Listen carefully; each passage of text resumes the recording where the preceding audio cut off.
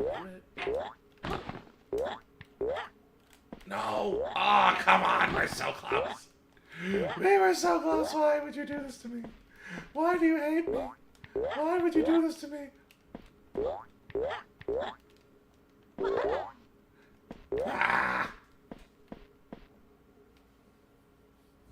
You don't need intricate gameplay if the story and the ambience are engaging. That is true to an extent.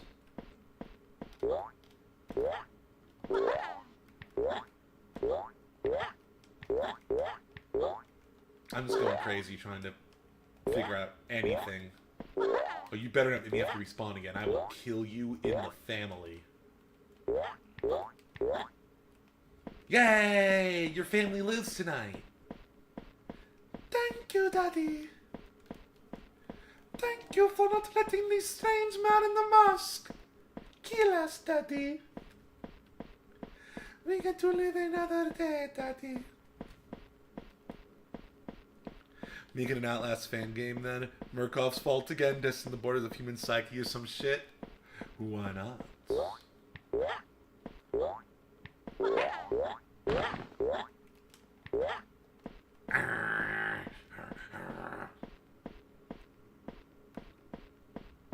This game's making me all snarly. We're gonna need to find the code, the numbers. It's the only thing we can do with this raid.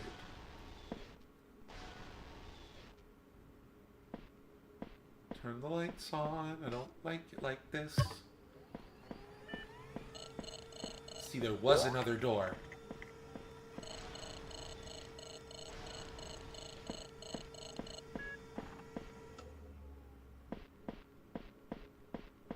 There's another button to press. Come on. Come on, baby. Ah, you bastard.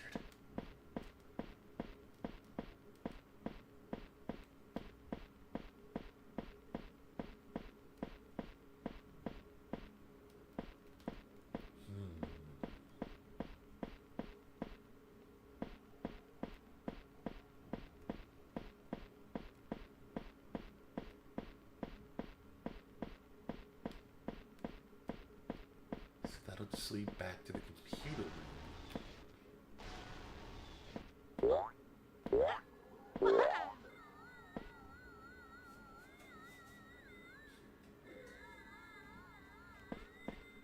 Is there any clue to the number? Doesn't seem like it.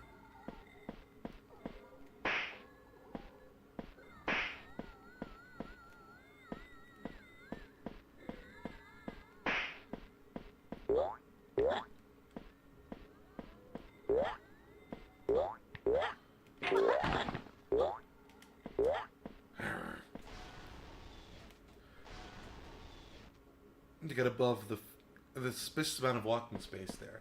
Yeah, the fence. Yeah. That's what I'm... Yeah. Let's see if triple jump will do it. Maybe it's that simple. Maybe, as usual, I'm overcomplicating everything in my life. God, that's so true. You bitch! You bitch! Wait, what if I revved up the triple jump, but only did a double jump, and then, like, let me just show you what I'm talking about. No, okay, I was hoping that the triple jump would come out while I was on the thing. While I was on the ledge.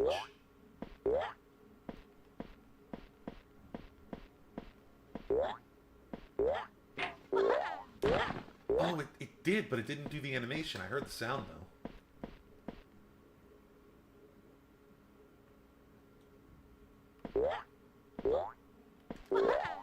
Yeah, I can't reach the top of the fence from a triple jump. Yeah. But maybe there's a certain part in the arc of the jump. Ah, it was so close. Maybe do that into a wall jump, then try and grab the fence. So triple jump into a wall jump. Oh my god, that was so close! I don't even know if this is possible. Come on, baby! Baby!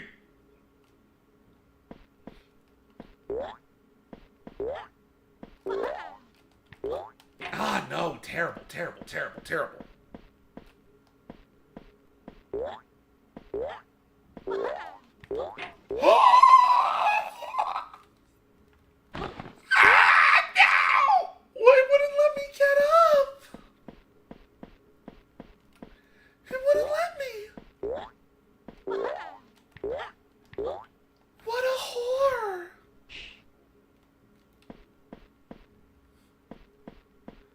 What a hoe-ass bitch biscuit.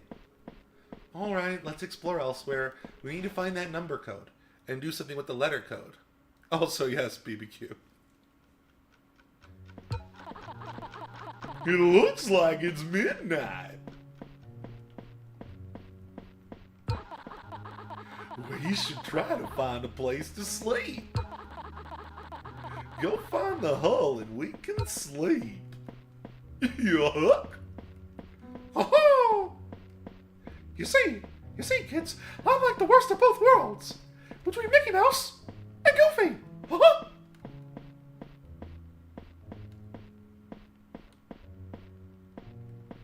I'll be in your dreams tonight, children.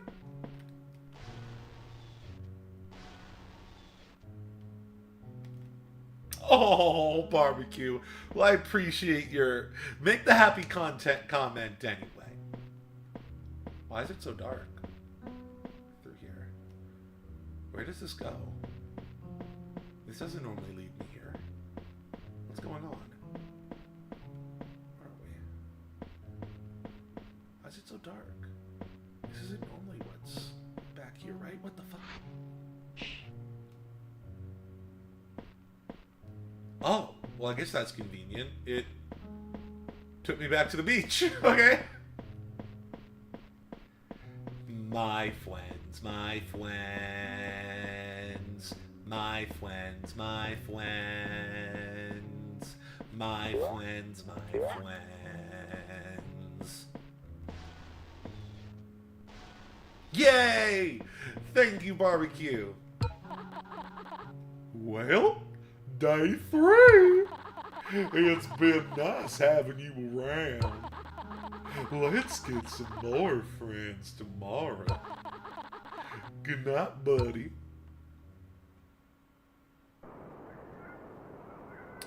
Barbecue, I have no idea, but I'll tell you what I've learned so far. I explained it a bit earlier, but we're gonna stay in character. We're gonna pretend this is real, even though it's obviously all bullshit. So just like play along, please. So, in 1997, an N64 platformer called Shipwrecked 64 released onto store shelves. You could find it at EB Games. You could find it at the GameStop. You could find it at the KB Toys, because it was the 90s and small businesses still existed. Or smaller businesses. Stop everything. Lynn, why would I ever be disappointed in you for playing a video game you like? I refuse to be that kind of pretentious cunt. No, no, no! Not me. Not me. I ain't about that fucking life. You play what you fucking enjoy. Sure, I'll say what I think about things, like, but I'm not that kind of person who's gonna sit here and mansplain about, oh, well, actually, Call of Duty is not the premier shooter, and it's actually really corporate and bad and stupid, and you shouldn't play it, and you're not a real gamer if you play. Fuck that. And fuck people betwixt the butt cheeks who feel that way. Actually, no, correction. Don't fuck them betwixt the butt cheeks, because they don't deserve to be fucked betwixt their butt cheeks.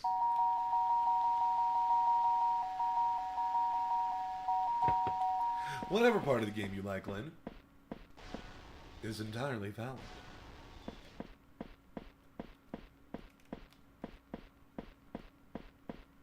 Let's go save Walter. Let's focus on the main quest. Let's save Walter. Survive that creepy fishhook experience. Not a series of words I expected to say in my lifetime, but here we are. Where is this slut? Where are you, you slutty walrus man? Come here, slut. Come here. Where does he hang out? I don't even remember. He hangs out here, right? In the living quarters? Or does he not? Where are all the other wolves, by the way? Aren't there normally wolves in this area in the daytime? Yeah, this is that place we were just in. That's back to the beach.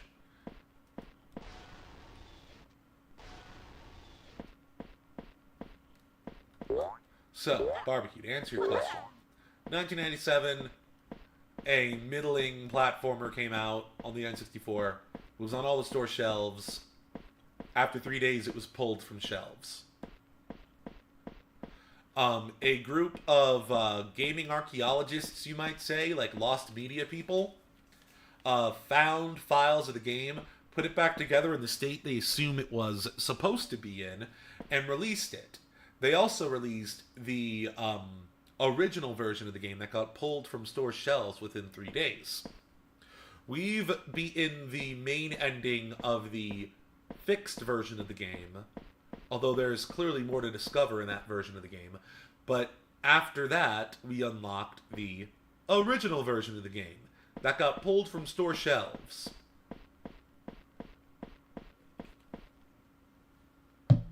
There, you're all caught up. Oh, I guess in the universe of the game,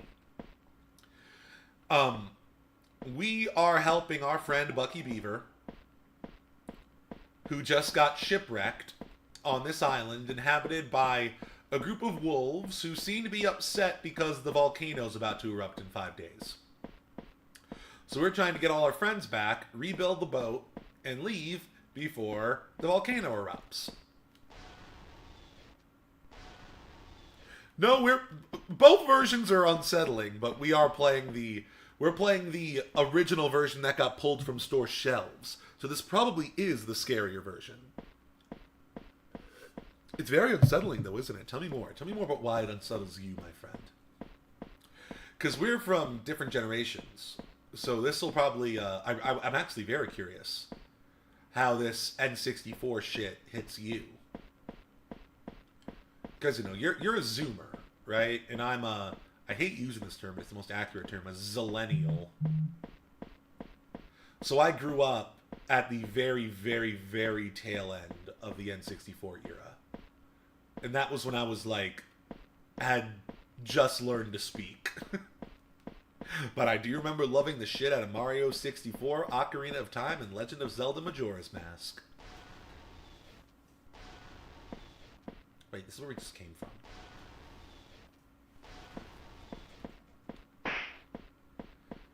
Well, slap. I slap you. Bucky Beaver got the slaps. It says KBZFQ2QPPN1. I wonder what that means, Trip. The sound design, the general atmosphere, like the skybox and stuff, I don't know, it really is just not normal. Yeah, it's a little uncanny, isn't it? Do you have experience with any other N64 games? I'm curious if it's the N64 aesthetic itself that creeps you out, or if you're noticing some specific stuff that goes beyond that, or maybe is playing into that might be enhancing the spoopiness for you.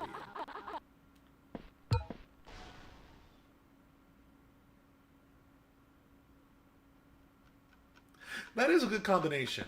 Be young, but experience old stuff as well as new stuff. That's really living the dream, barbecue. That's how you should live, in my opinion.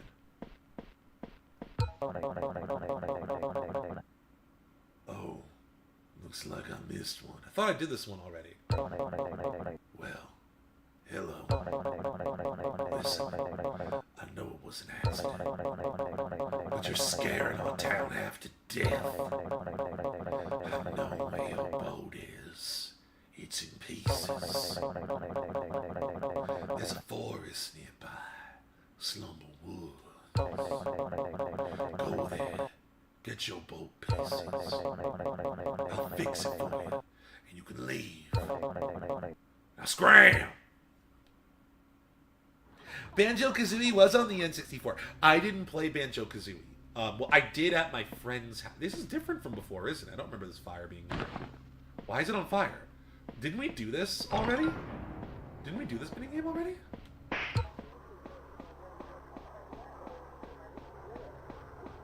It's sounding a lot different, too. Where's Horns? Where's the creepy Wendigo man who chases us? Who's never caught us? Okay, here he comes. Okay. Okay, it's just Horns. We know Horns. Horns is the sexy goat man who likes to chase us down. There he is. Okay, Horns. See, everything's normal.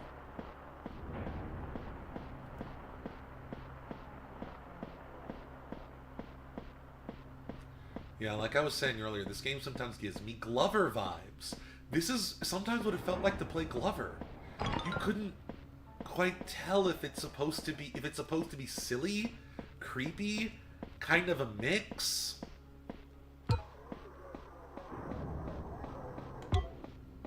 Whenever I use my like senses, I hear like radio chatter, like people talking.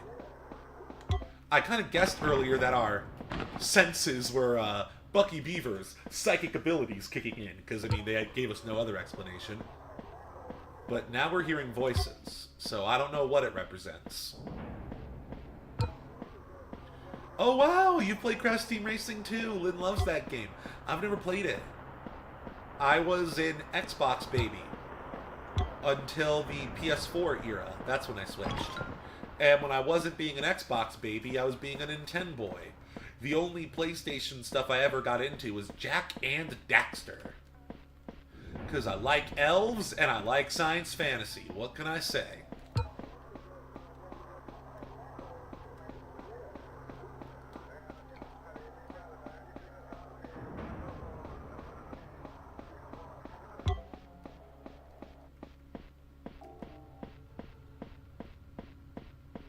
Well, hey there, Trip. I don't know about you, but I'm scared out of my fucking mind right now. Bucky, I feel it. I'm really fucking scared, Trip. I get it, Bucky. Do you? I don't think you do, Trip. I have to live here. Okay, Bucky, you're getting carried away again. I know I'm getting carried away. A spooky man is chasing us, Trip. He's not that spooky. He's kind of cute. I'm glad nothing different is happening yet. It's just on fire. And a little bit danker. There's still the weird circle of blood, though, which, again, I can't tell. Did the developers intend for this to be blood? Is this just meant to be an X marks the spot thing, or circle marks the spot thing? I don't know. What is the intent? I'm a very small child playing an N64 game, and this is what I'm experiencing. This is what it was like. This is what it was like, playing some of these N64 games as a kid. You're also an Xbox baby. You played many different consoles. Yeah, me too, honestly. But I never really got into PlayStation until the PS4, when Xbox just decided to kind of drop the ball and be greedy shits and say you can't have discs anymore. And also, the console's going to be always online. And if you can't be always online, you can't play your games.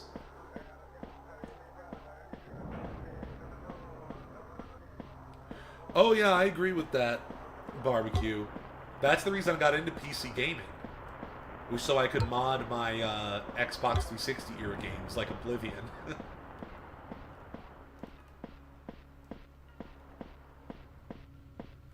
Are you sure this fire's not hurting you, Bucky? Trip! The fire is the least of my concerns right now. Let's get us the fuck out of here. I don't know how any of this works any more than you do.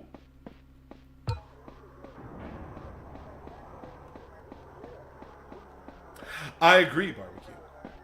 I very much agree with that sentiment.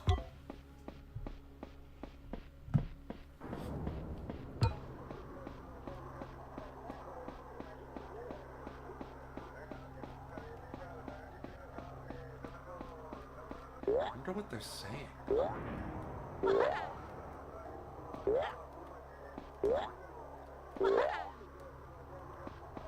Glad there aren't any dead ends in this zone, because then the Wendigo could catch up with us.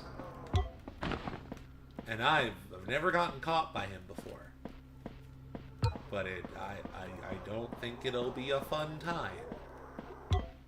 So why in the unfinished version of the game was it on fire? But wait, I could have sworn we did this one in the... Or maybe I misremembered. Maybe we only did this in the original version of the game. I mean, not the fixed version. I keep mixing it up because we played the fixed version first.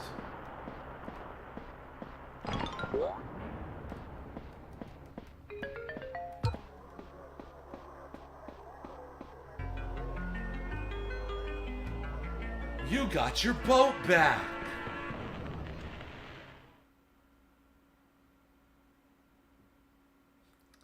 You think there's going to be a gaming market collapse next year? That'll be fun. Except for all the people who lose their jobs, but, you know, fuck the companies. Got it. Good. Leave it there. I'll fix this hunk of junk. You get out my face. Do what you gotta do.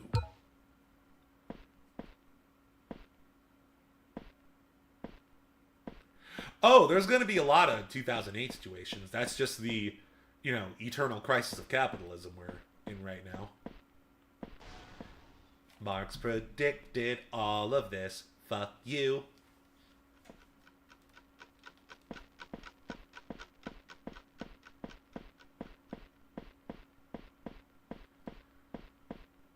Alright, so now let's see if we still have enough time to find the Walrus Man.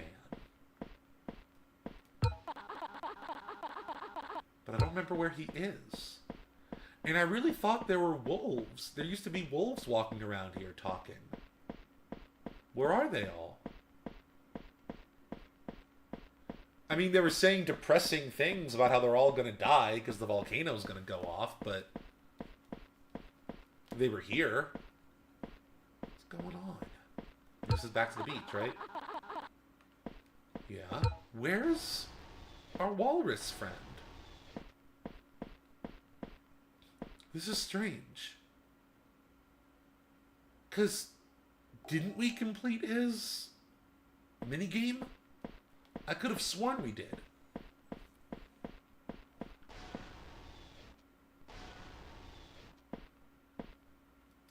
That's what piracy is for, gang.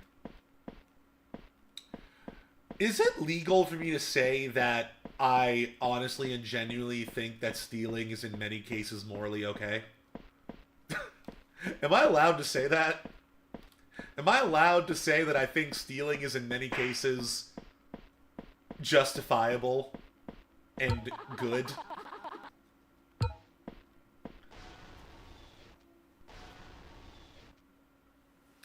I don't know if it's going to be piracy that causes that. Finally, there's a movie playing.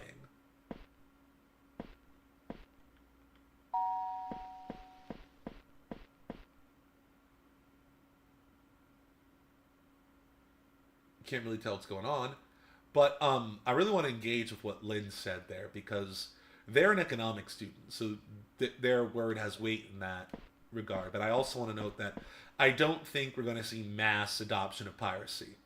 I think the worst it's going to get is how it was before, like during the Napster era, which was before my time, but that was like my sister's time, during like Napster and LimeWire.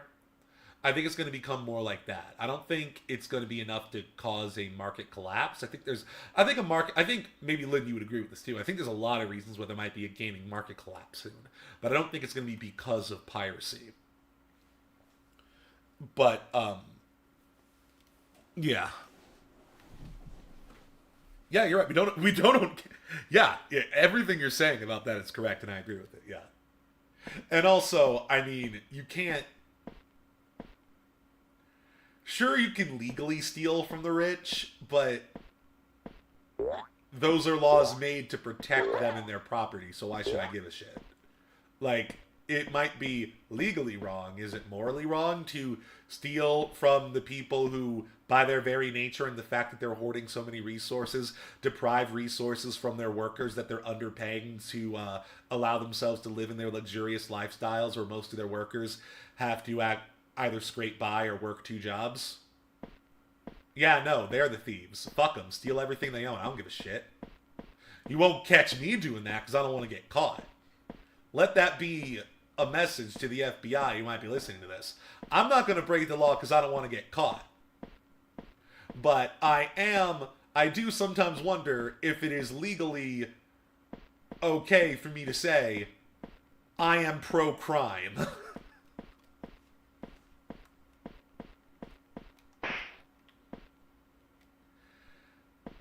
This is another classic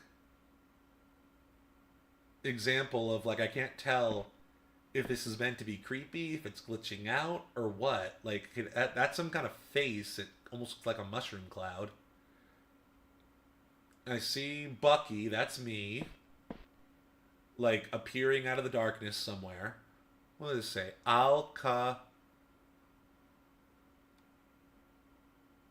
I can't imagine Bucky not being a good person.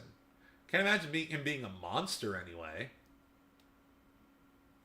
He just seems like a regular video game mascot protagonist. He doesn't seem like a bad guy so far. It'll take a lot for me to see Bucky in a negative light, I gotta say. I really don't like when he is in that ultra-realistic form, though. And also, it looks like there's the bunny. And the bunny was holding like a toy? Almost looks like a sci-fi Star Wars toy. Like this scene right here. Like the bunny, what's he holding? Gosh, I love crime. Exactly, barbecue. We love crime on the Psycho Trip stream. Piracy, unemployment, both with the lack of devs who want to work on games and the people who are willing to spend €70 on a dog shit game that won't work until 2 years of patches. And I will add to that, and then end after 2 years of patches. Even though they said it was going to be a live service. The consoles that won't get any major titles besides sequel number 40. Also, the fragmentation of where you can buy games and the shitty exclusivity deals that eat away at game sales. And store's still locked. At least there's a movie playing now. What happened to the wolves? Because I'm certain that even in the canceled version of the game that we're playing now, we were seeing the wolves here earlier, hanging out. This one was talking about how he wants to watch movies for the until he dies from the volcano. Where is everyone? It's morning. What's Fit Girl?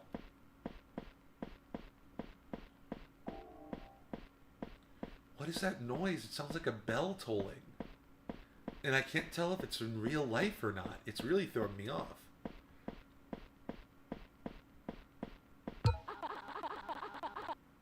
The park. Okay, this must be where Walter is. This is what I was missing.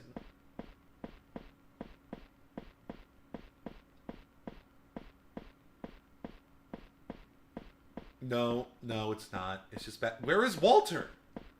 We definitely did his mini game. Because I remember there was weird, like, really unsettling shit happening when we were doing it for the second time. Prominent Game Cracker. Oh, cool. I do like that girls have representation when it comes to piracy. Good for you, girls. Girls can be pirates, too.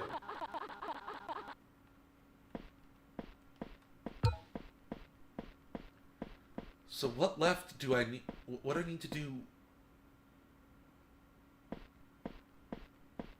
What else can I do? We've saved everyone, but Walter isn't appearing. Where's Walter?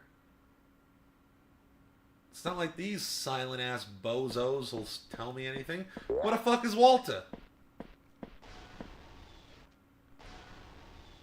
Are you making fun of my accent?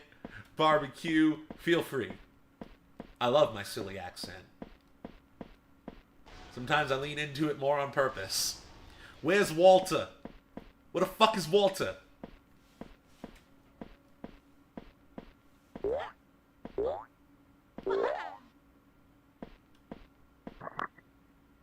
What's that do?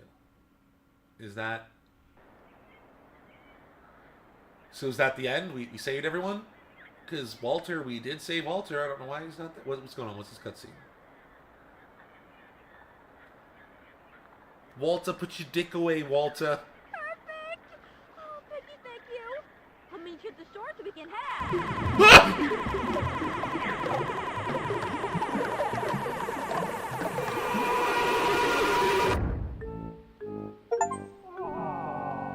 Oh, hi, Olivia. That's what the achievement I just got says. What? Do we win?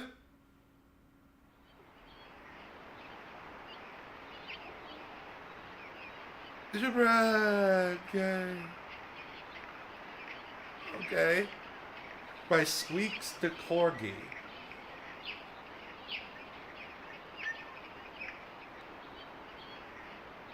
So I guess I have no idea what those Studio Soft or whatever the other name of that other company was.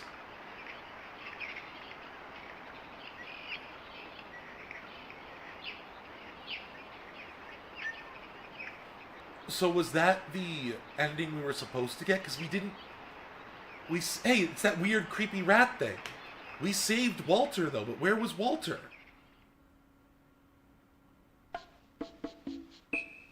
Pro came at us with that yee-yee-ass jump scare. Kingstone! Alright, friends. I'm going to take a quick break, and we're going to get back into the game. BRB.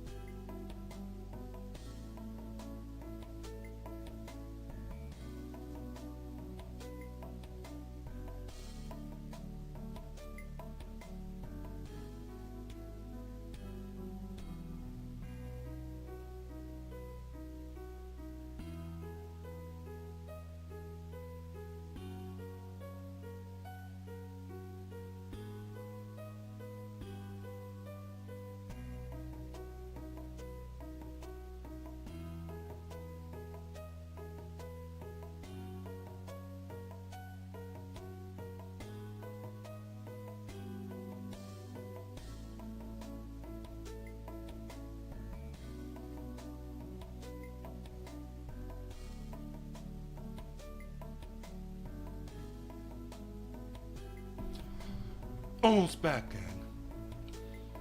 I have broccoli in my mouth, which is why I sound weird.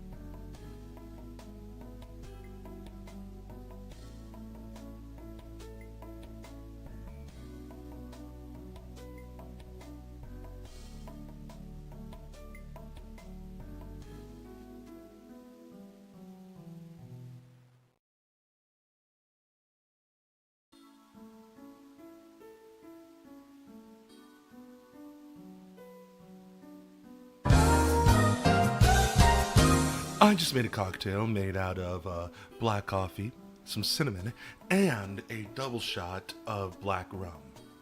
I'm ready to fucking party. How are you all?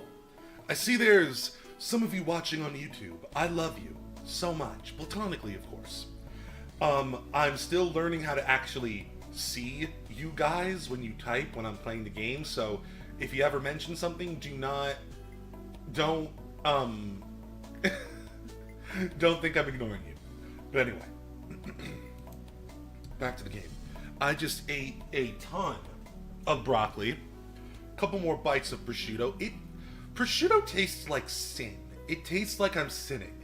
It tastes like I'm indulging some kind of primal human urge that lies at the very depth of my brainstem. I fucking love it. But anyway, this coffee I made is really good. Jesus Christ. Who'd have thought? Black rum, cinnamon, coffee. Black coffee. Tastes amazing. Like, it's sweet from the black rum. It's really, it's so good. Nice and roasty. I will give you a couple in once I can. Where does this go? What does this do? Where does the boat take you in the main screen? Oh, okay. Just takes us back to the... Sure.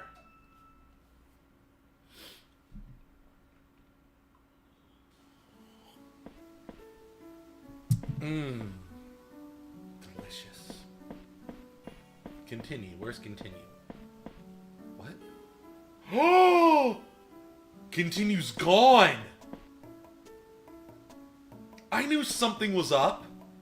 Where did Walter go at the end?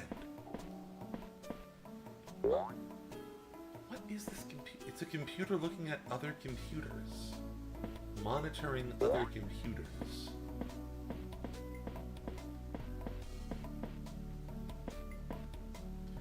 And here's that strange image.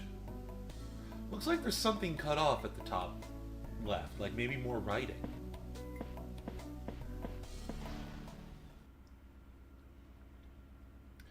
I've had such a great birthday weekend. Yeah. It's deeper than... Think outside the box. It's deeper than you know. What with the book? Every time it throws me off. Shipwrecked was pulled from shelves after 3 days.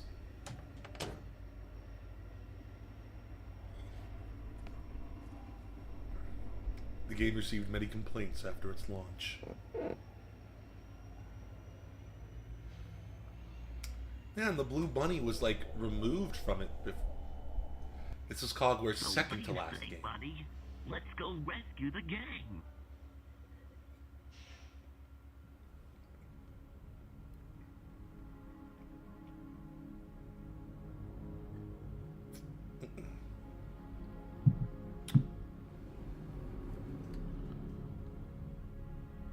Oh, sorry, Gyro. The continue game option is missing. We need to start a new game now, I guess.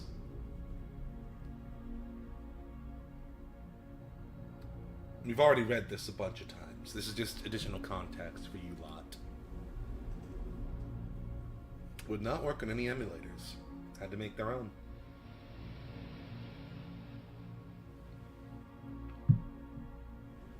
Cogware Games, that's what it's called. 2X devs helped us create this version of the game.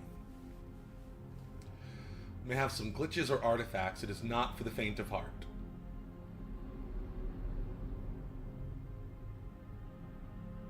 God, this spiked coffee is perfect.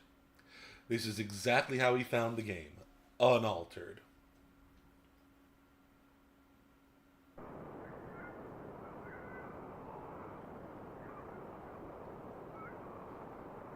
Strangely, the quote-unquote finished version of the game, the slightly more normal version, starts at day 0. I don't know why. Hey there, buddy boy. Oh, hi! Looks like my prayers have been answered. Listen, you gotta help me. I was out on the sea with my friends, going on a 3-hour tour. You know, Gilligan's Island and all that shit. And I crashed my boat. It was awful. And my friends were all kidnapped. It was pretty bad. Yeah. But you can help, right? Here, let me show you how it works. Yep, I know how to play. Is it gonna get antsy at me, or mad at me for being antsy and skipping the dialogue?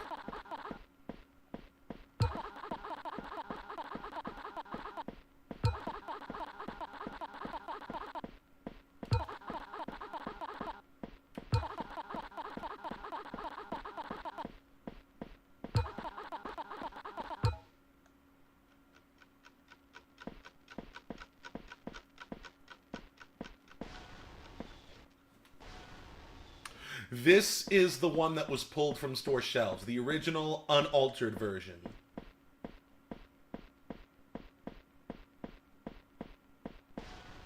In the first time I streamed this game, we were playing the quote-unquote fixed version.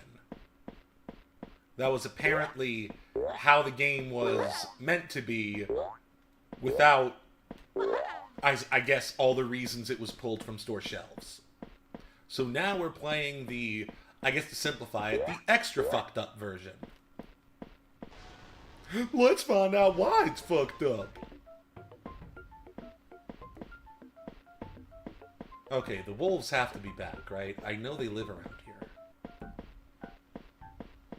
Why is everyone gone now? This wasn't the case when we first played the fucked up version.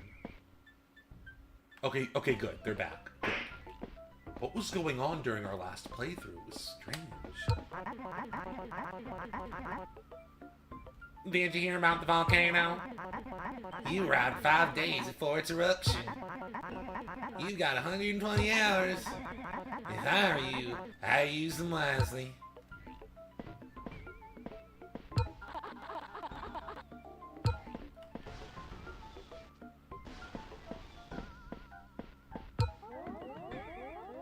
Since, you know, we're all probably gonna die, I'm spending my last few days here. You know, cozying up, engaging in the arts. It's nice.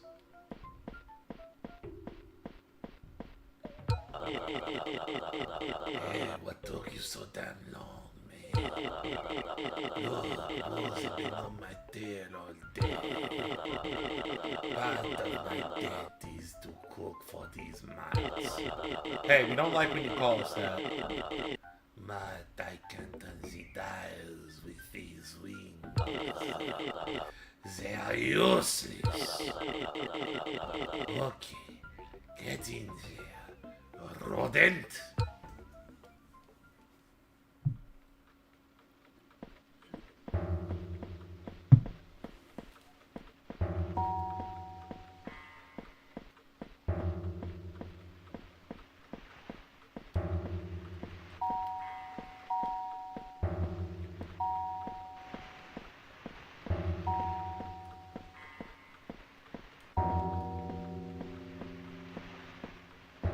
Oh shit. Oh yeah, I probably should try to lose at least once, because strange things seem to happen when you lose. And we did the game perfectly the first time, so I need to force myself to fuck up. You guys know I'm bad at video games, but I try to be bad at video games on like, by accident and not on purpose. It's very against my instinct to let myself lose. Oh no, one of the ovens is on fire.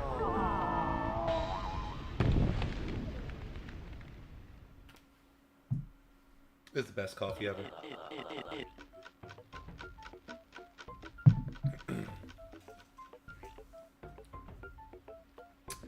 What did you do? You stupid rats. Get back in here and do it right. Guess nothing happened that time.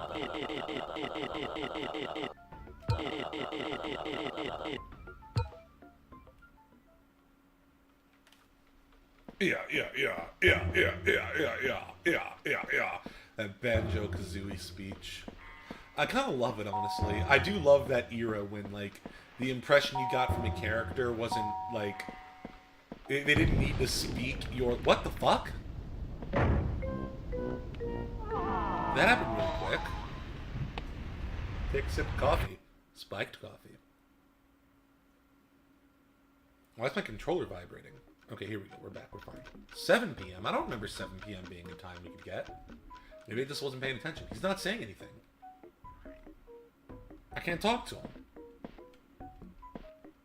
Why are you so mad at me?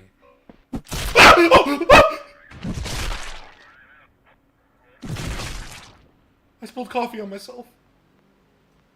Bucky, why would you do that? You're my friend, Bucky! No! Why'd that happen in 1990? This game came out in 1997. Okay, whoever that is, he's hashtag not my Bucky. Got cinnamon and coffee on me. Jesus Christ. Exactly, Edoc. Bucky. Wow. Wow. I don't know what the fuck happened. Lynn, thank you for not telling me. He sounds different. Hey, what took you so damn long? Look, wolves have been on my tail all day. Part of my debt is to cook for these mats. But I can't turn these dials with these wings. They are useless. Okay, yes, important. Language, I know, right? E-Block? E-Doc? This is not fair! Sorry for how loud that was. This is not fair.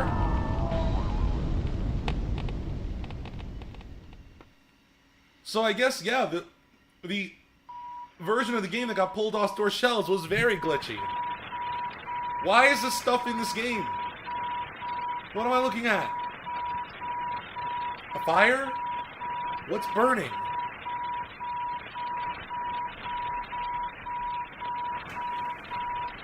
Hey, E-Doc, now you're using bad language. Welcome to stream, by the way, my friend. My name is Trip.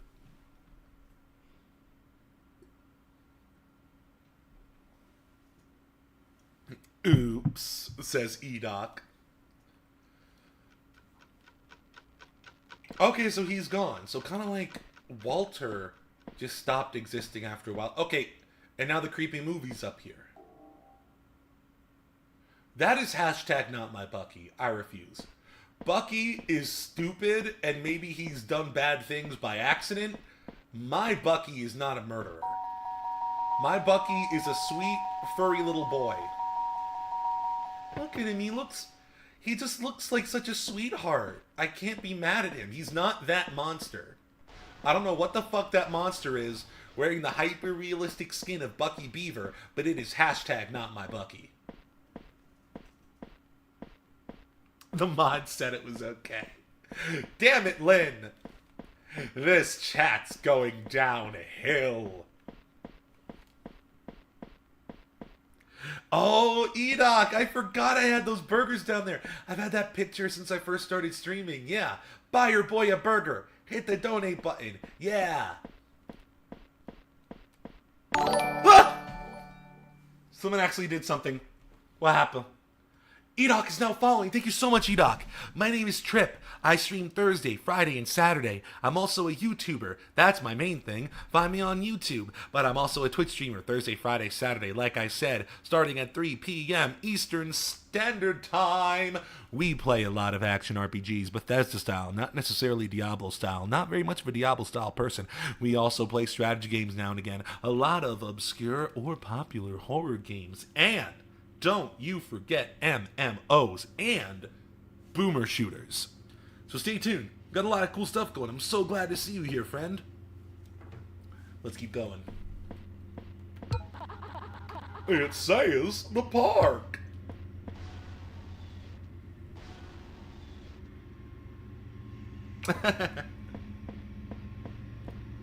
Are you familiar with this game, my friend? You're down with boomer shooters, good. I haven't played many boomer shooters lately because really over the past like year and a half, maybe close to 2 years, because I relatively recently moved to Denver and I haven't had like a proper desk to really do a proper keyboard and mouse setup. But I also remember Jesus, what am I trying to say? Sorry, I'm so distracted by so many things. We have a new follower. That's so exciting. I moved again upstairs, and the new apartment I moved into didn't have any furniture, so I've been buying furniture over time, so I still don't quite have a setup to make it so that I can comfortably and competently play a boomer shooter. But stay tuned, because we're definitely going to get back into that. You've beaten it, you say? Okay, cool. Hi, Bucky. Thank goodness you're okay. Liz. Wow, I have the alcohol hiccups. Excuse me. Me. I'm like a baby. Stop it. Stop it. No. Am I done? Am I done? Let's take a sip of my spiked coffee. That will seal the deal. I can't tell you guys enough. This is actually perfect. I made a very simple coffee cocktail. Just straight black, freshly ground coffee. Made in a French press. Kraken brand black rum. Not too expensive. I love Kraken. If you want to know what black rum tastes like, I highly recommend it. And then just a sprinkle of cinnamon. This is such a good cocktail, my goodness. I did a good job at that. Beer always does that to me. Your stomach be upset. Oh, poor thing. I haven't had any beer today. I had some beer yesterday when I was at the sushi orgy. Because, yeah, it's my birthday weekend, Ebok. In case you didn't know, my birthday was on May the 30th, and this is my celebration week. So, yeah, yesterday I went to a sushi place, because sushi is my favorite food. Anyway, let's talk more to Olivado. Listen, I'm in a tight situation here. We were sent to gather coconuts for wolves to pay off our debts for the crash. I'm not great at finding things, though. If you can help, I'll be able to leave. They're often hidden in trees or boxes. Hit or interact with those and you'll get them. Come on, let's get this over with. You know, at some point I kind of want to stream an actual children's game that I do really like and that I played when I was like in middle school. I've streamed it before. It's Ty the Tasmanian Tiger. I don't know why. For some reason I got flashbacks to an actual children's game that's genuinely good. God, I love that game. I streamed it once for you guys.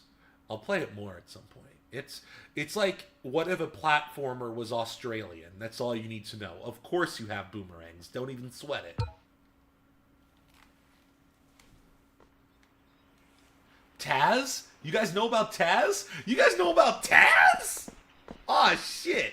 That was, okay, so my aunt, my really cool aunt, she's my mother's younger sister. She's like, my mom is the responsible sister in the family. What the fuck is that noise? My mother was always like the stereotypical, like, responsible sister in the family. My aunt, whom I love that woman so much. I adore my aunt. She's like you can tell she used to be wild, but she's like, you know, a grown-ass woman now who lives a stable life, but still, you know, has that spirit. I love her to death. And so what she would do when I was a kid, she didn't know much about video games, right? Her boyfriend and later husband did. But she was never much of a video game person. But somehow, it was like a coin flip. Anytime there was a special occasion. What is that noise? Talk about your aunt, Trip. It's okay, just talk about your aunt. There were special occasions, every time there was a special occasion, like Christmas or my birthday, or something, you know, good old Crimbus. When you bring presents around the Crimbus bush. Okay, I think it stopped. She would give me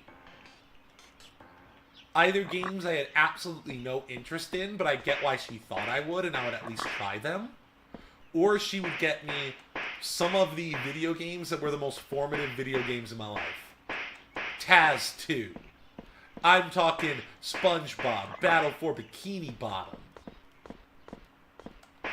Shit like that. We're really running out of time quickly. I'm glad the monster music stopped. Taz is dope. Nice. I didn't know Taz was like a known thing. I love that. I love how you get all... It's like an open world game. There's loading screens because, you know, a stupid old video game. But, like, it's still an open world game. And there's, like, vehicles and mech suits and boomerang... What is this mirror here for? And boomerangs... You can get all sorts of different kinds of boomerangs. Exploding boomerangs, elemental boomerangs. As I recall, the exploding boomerangs were very, very overpowered.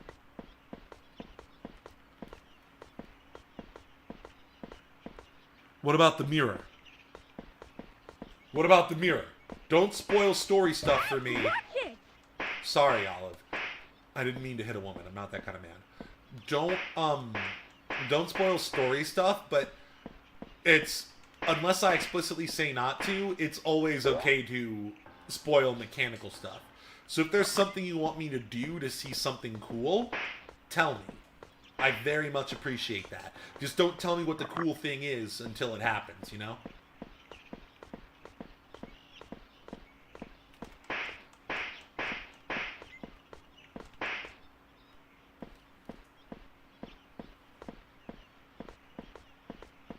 Man, my aunt is so cool. I'm thinking about her because we had like a... You guys know this who've been watching the channel for a little bit. I was gone for a while, like a couple months ago, because I had to become a minister and officiate my sister's wedding. And that's when like a bunch of my family got together. And like I was talking to people I haven't talked to since I was like a teenager or a child. Like my aunt. And she is just the coolest person. So I'm mixed on that statement. But I will chill. Which statement? I'm curious. What statement?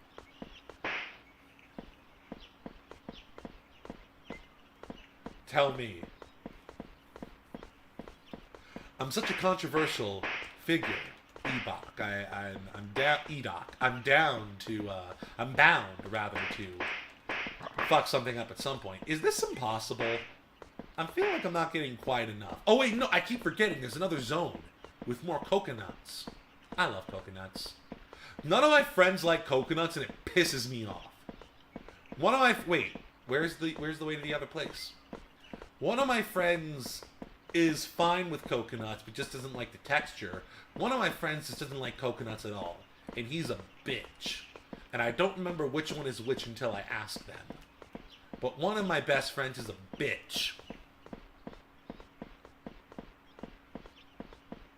The minister statement? Oh, really? It wasn't like a religious thing, if that's what you're thinking. Oh, here's the way. It was purely secular. I love my big sister.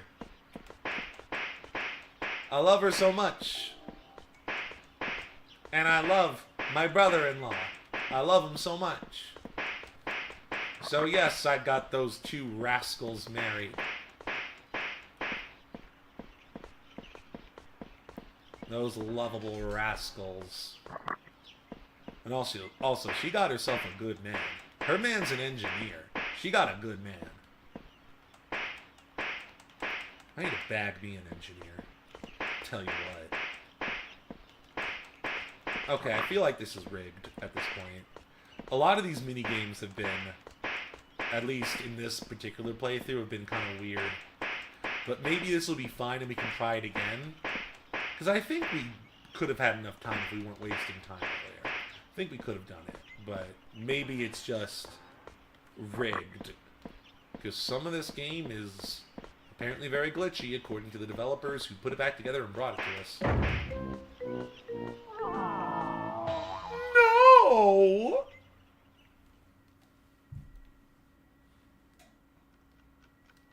Yeah, see, it's fine. Except now we need to wait for the next day. That's fine. It's okay. It's just midnight. It says living quarters. That's not the right way, Trip. You stupid faggot. Bucky! It's true. I'm just speaking. Look, it's true, but you're not allowed to say that, Bucky. We made it very clear yesterday that you are straight. You said it yourself. I also said I suck dicks for heroin, Trip. Yes, you did. You said that's gay for pay, not gay all day. I remember what happened yesterday, Bucky. Don't act like I'm stupid. You're not allowed to use the F slur. I'm allowed to use the F slur. I can say it as much as I fucking want, you dumb faggot beaver, but you can't say it to me. That's our word. All right, Trip. I overstepped. I'm sorry. It's okay. Yeah, best not say it, right? Yeah, I know. That's why I only... saying it twice is enough. Saying it twice is enough. I love being black and gay. It lets me say... Wait, this isn't... Oh, this is day one. Yeah, because we restarted. It lets me get away with saying so many things. Good night to you too, Bucky Beaver. Let's snuggle.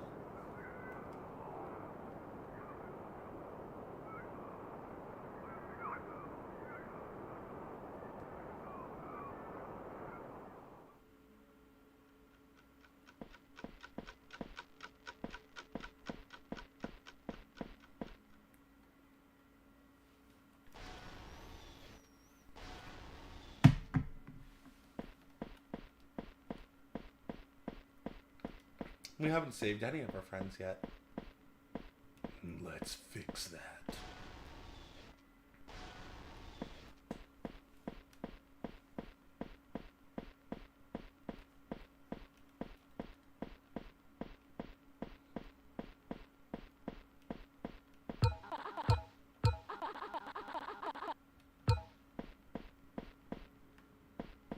Where's Olive?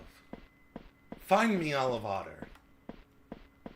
Olive Otter. It sounds like a fancy European name, doesn't it? Olive Otter. I like her. I like Olive Otter. She's cute. Walter! Walter! Daddy, you're here! I missed you so much! Where have you been, you fucking slut?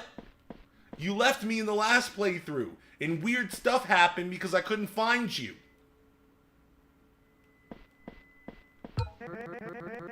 Bucky, thank goodness you're here. Bad weather wound you up here too, huh? This is gonna sound really bad. My boat wound up in a local dam. Can you try and get it unstuck? Just open the gates and we'll be good. Oh, and don't move if it gets dark. It's hard to explain, Bucky. Just do your best.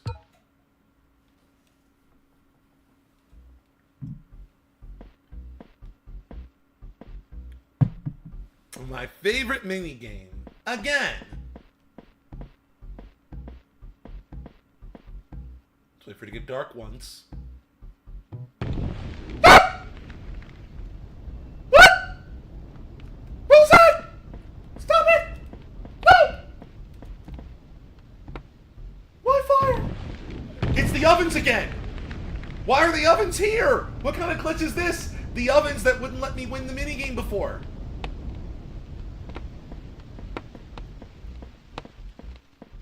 Why are you mocking me?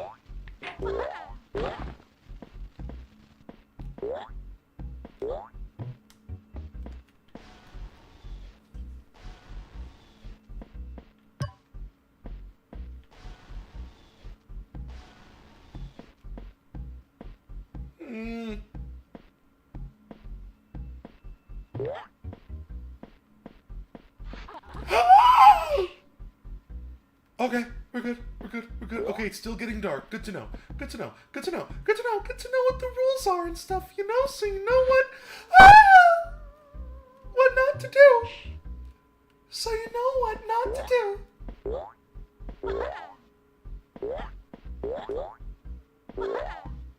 Remember when the controls got flipped that one time?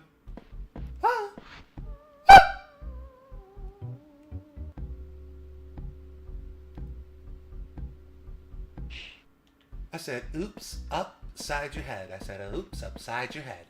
Yo, my name's Bucky Beaver, and I'm here to say that I love darkness in a major way. This shouldn't be here. The parts thing. Okay, we're not seeing anything unsettling like we were the first time we did this in the canceled version of the game. Remember, the canceled version of the game is the extra fucked up one. I know it's hard to keep track. There's the fixed version of the game, which is the version that the internet, like, lost media people put back together to try and restore the way they assumed the game was meant to be. Did something fall down beneath us? And then there's the canceled version of the game, which is the version of the game that released on store shelves for 3 days before being pulled. That's the version we're playing now. So just know that the, when I say the canceled version of the game, oh god, it's weird stuff again. When I say the canceled version of the game, I don't know if you guys saw that, I'm talking about the extra fucked up version of the game. Both versions are weird. This is just the extra weird version. What is that? What is that up there? What is that face? Why are you moving? Why are you looking? Why are you doing that? Stop it. I see that eye. Stop looking. Stop looking. Stop. You want more trip rapping? What do you mean? Did I rap earlier? You guys know me. I don't know what I do right after I do it. It's a live stream. My brain is mush whenever I do these. I'm not good at splitting my attention between playing a video game and entertaining you people, which might make you think I'm not a good streamer, but you're watching. Hi, Mrs. Face. I don't like you. I don't like you. I don't like you. God, what is it about horror games that make me extra gay? Action games make me extra masculine. Horror games make me gay as fuck. Not that you can't be gay and masculine. I'm just saying when I express my personal gayness, it doesn't come out in a very masculine way. I'm sure you've noticed. Oh.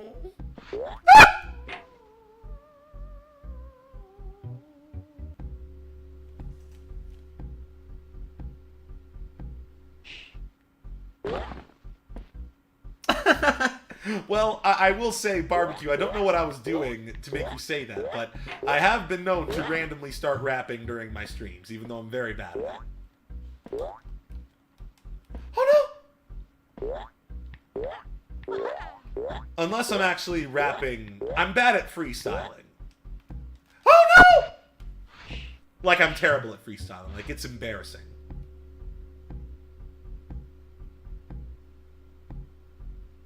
I'm marginally better at just rapping actual rap songs that are stuck in my head. I would say much better. Not good, but much better comparatively. I am infamously bad at making up songs on the fly, as you guys have noticed. But I'm just such a sing-songy person overall that sometimes it just starts happening.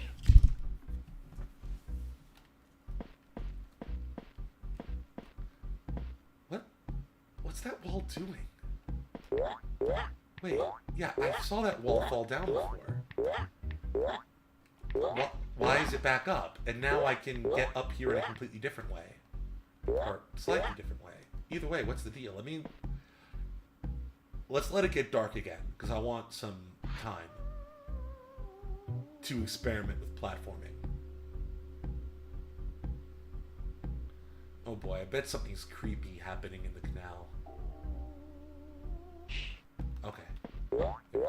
Normally when it's dark for a longer time, it means something creepy is happening.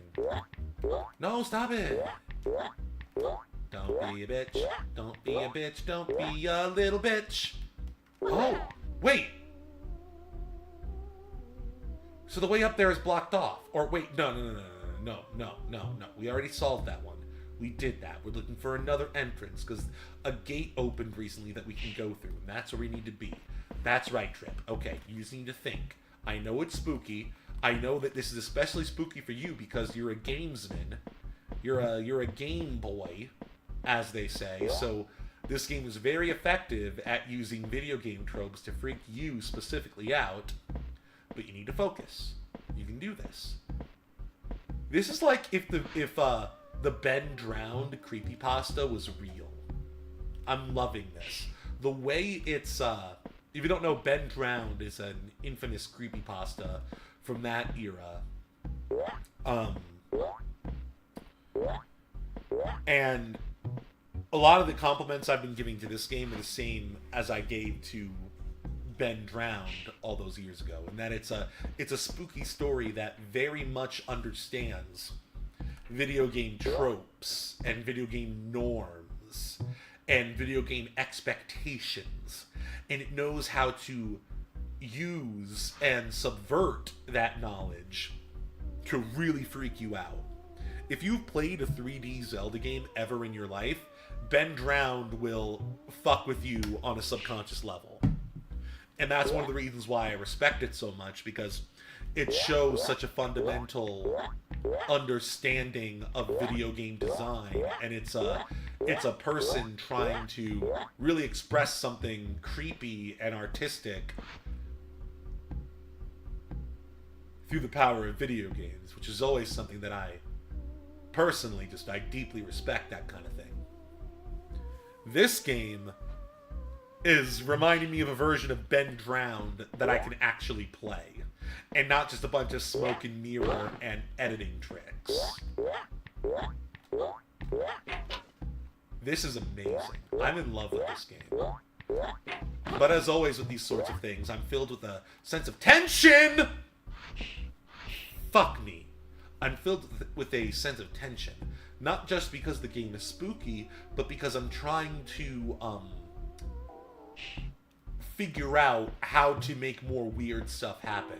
That's kind of like the deeper level of gameplay in creepy games like this. Like games like Pony Island or The Stanley Parable, or games where you're supposed to kind of fuck with the game to make strange stuff happen. That kind of becomes the the real gameplay, is trying to trigger the strange things. So whenever I play a game like this, there's always that slight frustration of am I on the right track? Am I doing the right thing? Am I... I want to make sure I see the content here. Let's let it get dark again.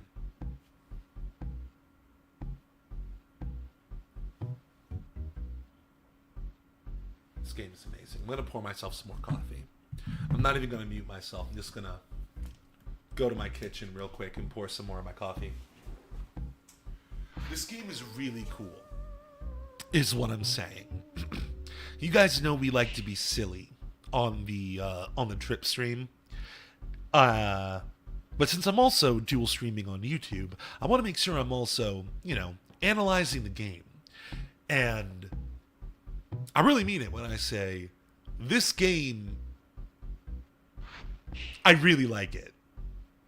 I really like this game. I really like this game. So let me grab some more coffee and we'll explore it some more.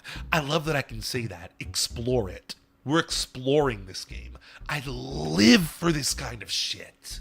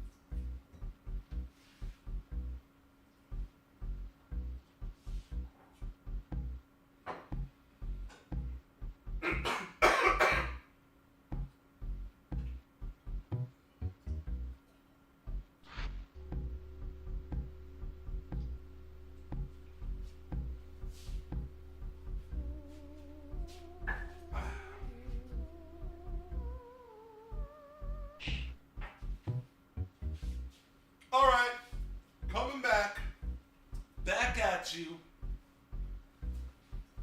It's your boy. It's your number one kiss boy. We're back. Poured some more coffee. You might have heard me coughing in the background. Sorry about that. I was choking on broccoli. I'm trying to eat healthy, okay? Just choking on broccoli. Trying to just stuff as much broccoli down my gullet so that I'm not hungry later for unhealthy stuff. But so that I can have, a moderate meal later on. I'm trying to fill myself up on broccoli. Especially because I'm going to be drinking a lot of alcohol today. So I got to make sure that I'm cutting calories somewhere. Oh my goodness, I'm such a messy little slut. That's the second time the coffee's gone on me. And there wasn't even a jump scare that time. Jesus, Trip. Alright, give me a second. I hate being messy. God.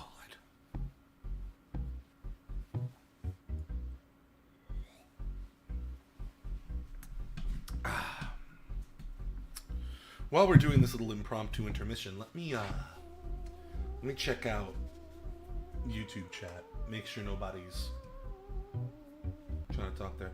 No, absolutely nobody. I mean, it's fine. We got people on Twitch, but But I thought with almost 15,000 subscribers, I would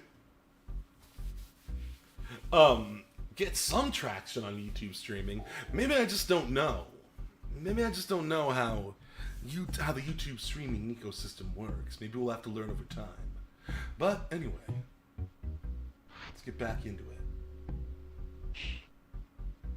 My controller is on. I no longer have sprinkles of coffee on my body. YouTube sucks for streaming, says Lynn. Does it, my friend? See, what I've liked about it is that it has the super chat feature, which I think is just a very straightforward and user-friendly way of encouraging people to give donations. So I really like that aspect of YouTube. Because I'll tell you, like, I've spent money on super chats for YouTube streamers that I like. Like, I think super chats are a really smart, simple way of getting money for streamers, but, yeah, lives aren't mentioned in the algorithm. You know what? That probably explains why it's hard for me to find some of my YouTube streamers. Like, Film Cow, who, by the way, is a YouTuber you should all follow. It's mandatory as far as I'm concerned. If you're subscribed to Psychotrip on YouTube, you have to be subscribed to Film Cow. He is a YouTube OG. He's the guy who made Charlie the Unicorn, and he's still at it today, and he's super fucking funny. But, yeah, he streams, I think, every day almost. And I very rarely see his stream in my feed. It's very annoying. We do have bits here, but I'm not going to get into it all now, but I like this super chat system on YouTube streaming. I like it. Maybe it's just because it's something that I have personal experience paying for, so maybe I'm biased towards it because it works to get me to spend money on streamers.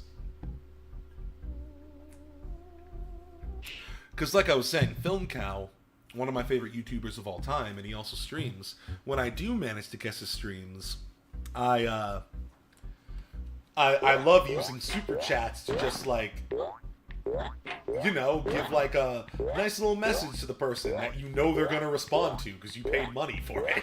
Like, it's just very simple and straightforward for me. It's like let me put it this way. It's the type of marketing that works on me to get me to be a spender on a stream. I don't know how that works for others. Let me sneeze. One sec.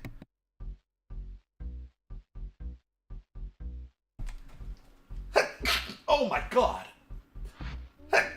Jesus Christ! It's an attack! Oh god, it's an epidemic! 1 second, muting myself, blowing my nose. Oh god, I'm so sorry.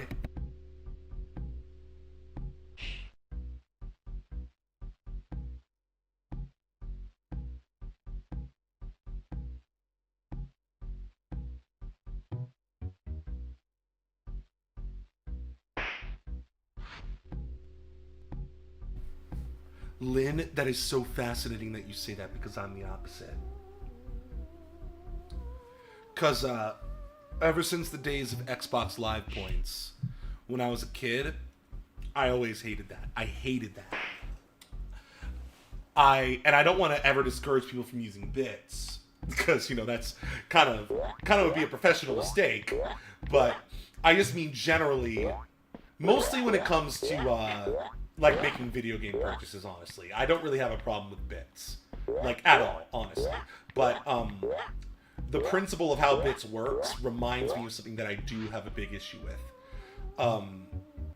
The whole not immediately seeing exactly how much you're spending and your money being converted to a fake currency. Why am I so bad at this? I absolutely hate that. That is something that, even as a small child, genuinely pissed me off. Because I knew it was a scam. I knew it was a scam. I knew it's a scam. Like, it's so obviously a scam. Let's transfer your real money into fun money that you can't get back. And then use that to obfuscate the prices of things. I fucking hate that. And I think, honestly, like, it's ingrained in my mind ever since I was a kid. So I am naturally averse to buying a fake currency. I really don't like it. Because to me, it's an excuse for... It doesn't mean the person behind the fake currency is inherently going to scam you, but it leaves the door open to a scam in a way that I do not like. I feel the same way when I go to an arcade and they give me tickets. I don't like that shit. No, I have real fucking money in my pocket, sir. Let me use that. Why do you want the middleman? I don't trust that shit. I've never trusted that shit. Ever since the days of Xbox Live. When I was playing Knights of the Old Republic and getting those different colored lightsabers, which itself was a scam. I shouldn't have paid for that, but I was a kid, so I'm stupid, you know? I was at least smart enough to know I didn't like that shit.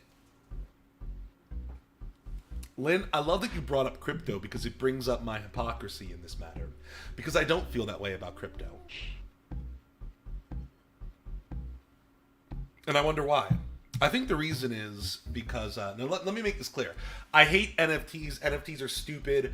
I think that, like... NFTs did all crypto and blockchain shit a super bad name.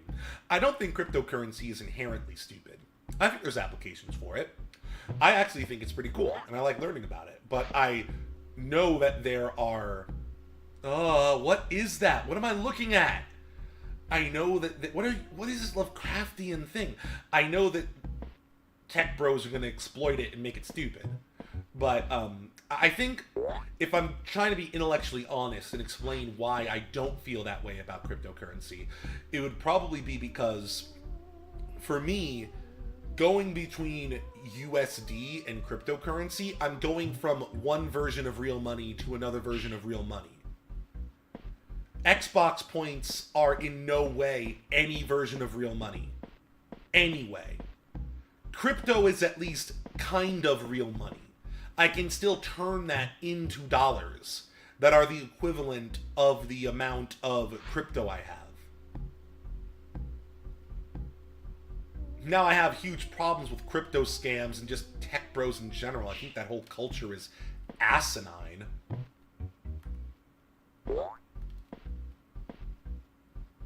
But, like I said, I'm not inherently 100% against crypto.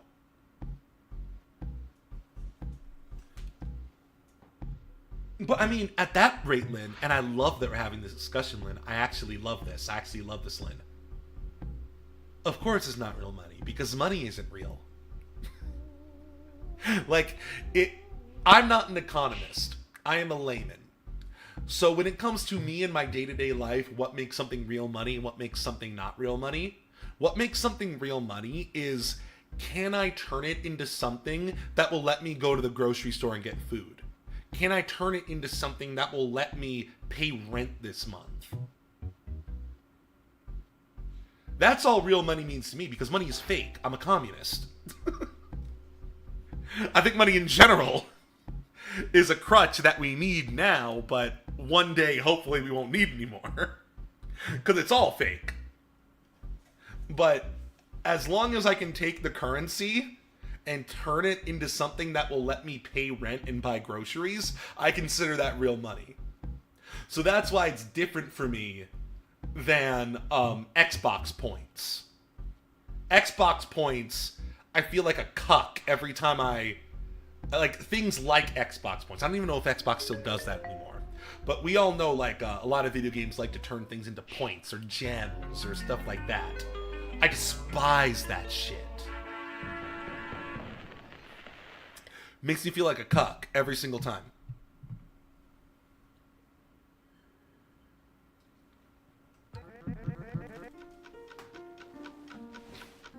Yes, Lynn!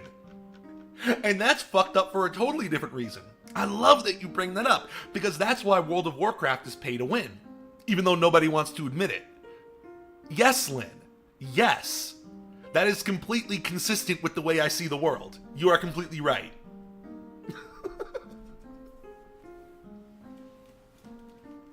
Because as long as I can turn WoW gold into real money, which I don't do because that's shady shit, and I feel like, it would probably take a lot to learn that, and there'd probably be some unethical stuff involved. You guys know I don't care about breaking the law, but I do care about being ethical. But yeah, technically WoW currency is real money. And that's why World of Warcraft is pay to win, even though I love World of Warcraft. Like, Lynn, that is exactly my point. And it's exactly why I see World of Warcraft as pay to win, despite me loving it so much.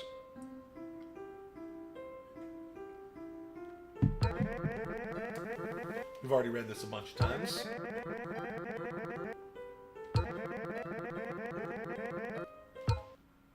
Okay, cool. So this time I can't find Olive. Because Olive is gone, right? Oh no, it's the duck that was gone. So let's go through the invisible wall like we always do and go see Chief Wolf. Or, he seems to be a developer speaking to us when we see him in this area. Let's just make sure everything's the same.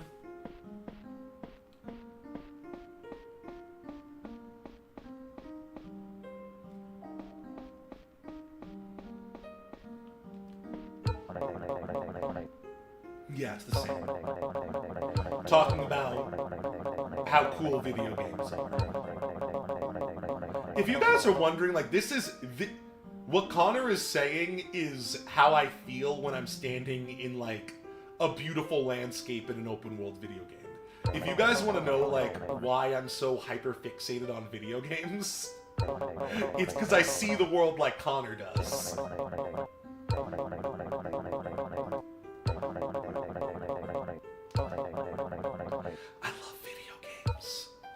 I love video games so much, guys. You have no idea how much I love video games. I love them so much.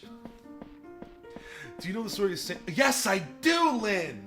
I do! Oh, that stupid little cuck boy.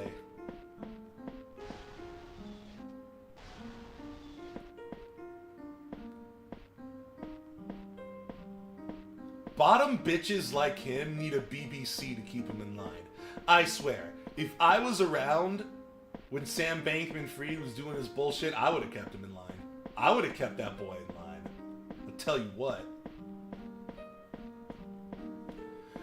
I know that he had two different companies that shouldn't have been working together. It was, in layman's terms, like an insider trading type thing, and really, really silly and very sketchy that he had two, like, it was FTX and Alameda, correct? Those are the two companies.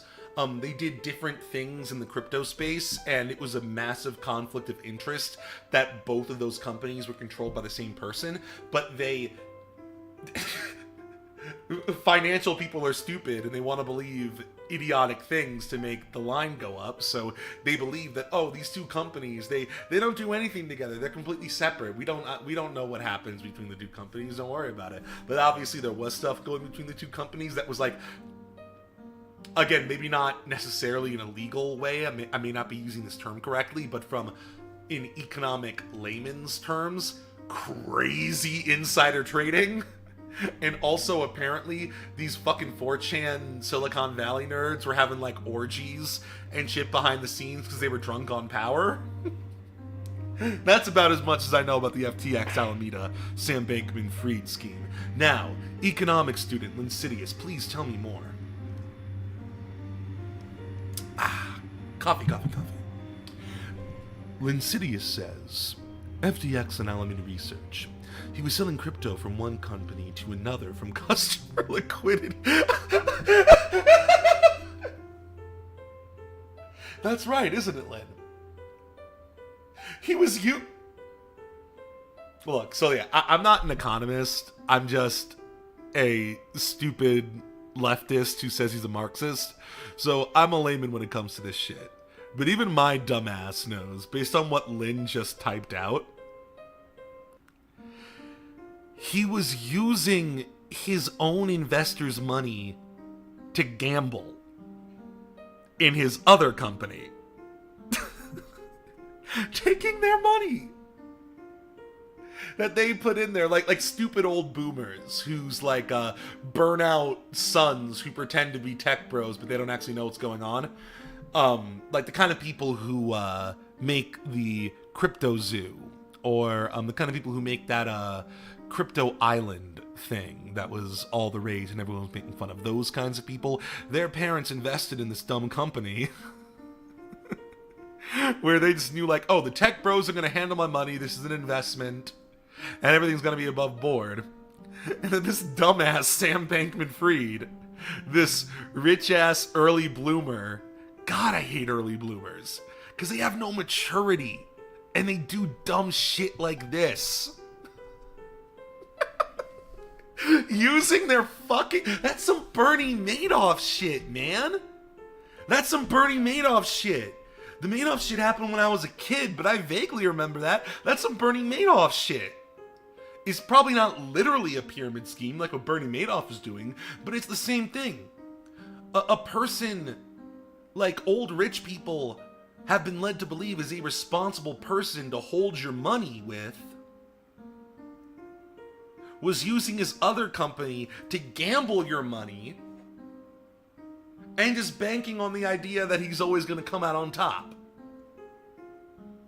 Lynn says yes, and to, well, fun Ibiza and other vacations, and Biden and Trump. Oh yeah, I forgot about that whole thing. People were arguing like, oh, should we be making fun of the left wing for this or the right wing for this? Look, people. The capitalist class and the tech feudalists, who are the tech bros, they don't care. It's the capitalist class. They care who's going to give them the most tax cuts and the least regulations. They're not partisan. Sure, I would say most of them, when it comes to who they fund, probably lean Republican.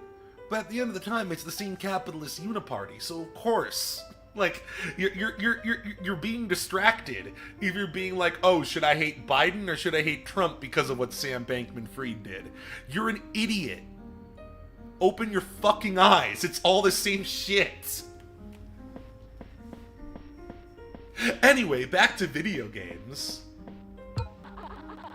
Wow, my YouTube viewers must be very off-put by the way I'm speaking right now. I mean, I'm sure my YouTube viewers know I'm a leftist, but it's more the uncouth way I'm speaking. When I try to be so formal on YouTube. And that's also genuine. Like, don't get it twisted. It's not like I'm two different people on Twitch or YouTube. I really am the exact same person. It's just that my natural instinct when I make pre-recorded content is to try to I don't even want to say be professional with it, because I like to think I'm professional with Twitch too.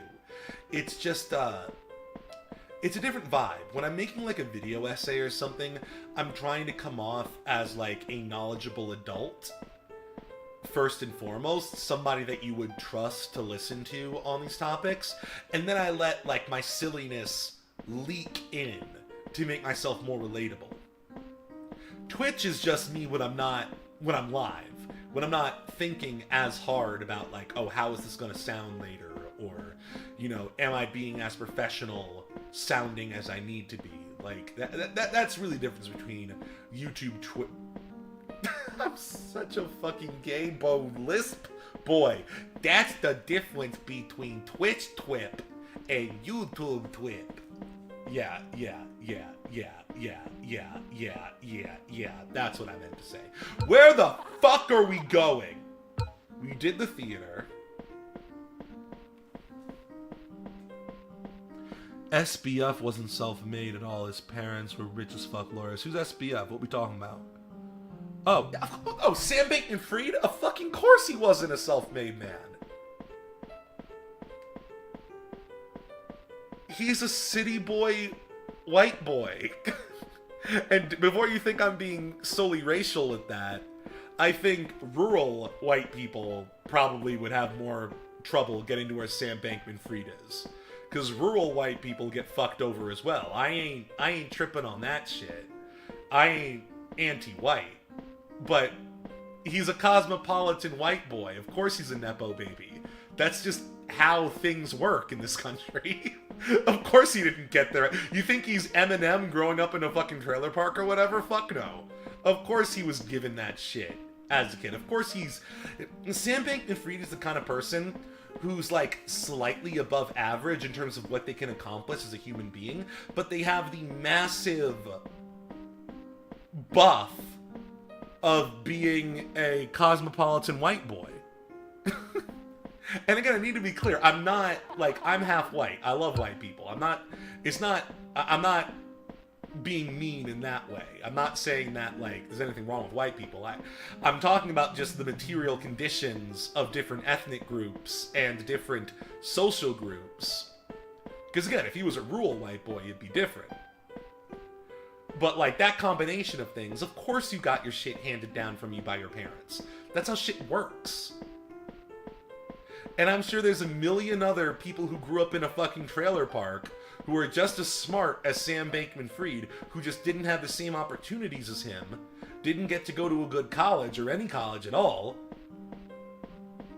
never got to travel outside of their neighborhood, and don't have that, like, the shit he had to get him where he was. And look what he did with what he had. Fucked everything up. Had a bunch of orgies. I would only make one of those two mistakes. And the one I'd make would not surprise you. Oh yeah, we haven't done the wolf one yet in this playthrough. Right? Let's go find Wolf. We haven't done it in this playthrough, right? Yep, there he is. Cool. Let's do it. We've already read this a million times, so let's keep going.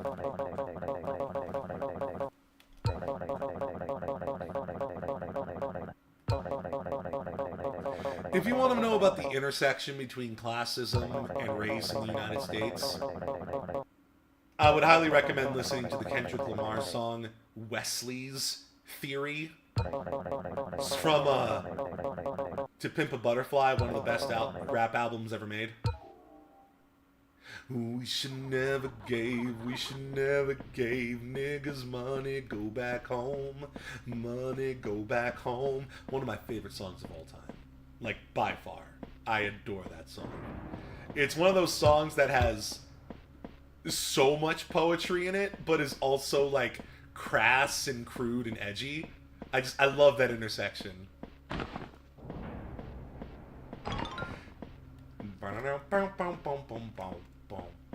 At first I did love you, but now I just wanna fuck. Late nights thinking of you, until I get my nut toss and turn, lesson learned. You was my first girlfriend. Bridges burned all across the board, destroyed, but what for? I adore that song. That is one of my favorite songs of all time. You guys know I'm a Death Grips boy. You guys know I'm a JPEG Mafia boy. You guys know I'm a fucking hardcore, chaotic, insane, experimental, industrial rap boy. But Kendrick Lamar to Pimp a Butterfly, it doesn't matter what kind of hip-hop fan you are. On some level, it doesn't matter what kind of music fan you are. If you truly love music on like a deep, like almost spiritual level, or just like an intellectual level, you need to listen to that album. Trip. Want 20% of my dark web market rug pull? I would love that amount. Lit. I would love that, please. Hey there, horny. I've still never been hurt by you, horny. I actually love you. You're like a sign of comfort for me, horny. Or I think his name is Horns, with a Z. The point is, you're some kind of cartoony Wendigo-like creature. I'm actually in love with you. Like, I genuinely love you. You make me feel safe in this world. You're a constant. Like, I know you're a threat, and I know how to deal with you. I'm in love with you. Also, you remind me of one of my best friends, who, if he was a furry, I'm positive he would be a goat. Though he claims he would be a cat. I was just talking to him about this morning. What do you guys think John's persona would be? I'm curious about that. I have my own opinion, but I don't want to say it. I want you guys who know John to give your own opinions on that.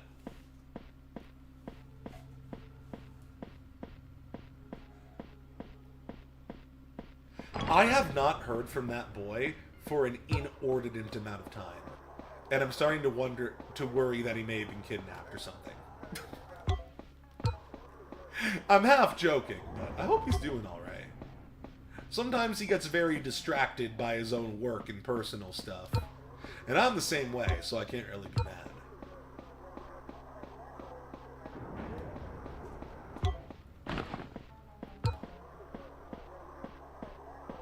For those of you who don't know, or might be new to the Trip stream, John is my sometimes co-host of the stream.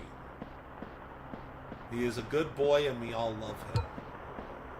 I am Rafiki and he is Simba at the beginning of The Lion King, and I am like holding him up to the kingdom of nature and being like, look at this. Look at this. He's perfect. That's kind of my relationship with John. Meanwhile, John's like, what are you doing, Trip? Why are you... Can you put me down? No! Everyone must see how beautiful you are. Please, I don't like all this attention. No! You deserve all this attention. That's kind of the friendship between me and John.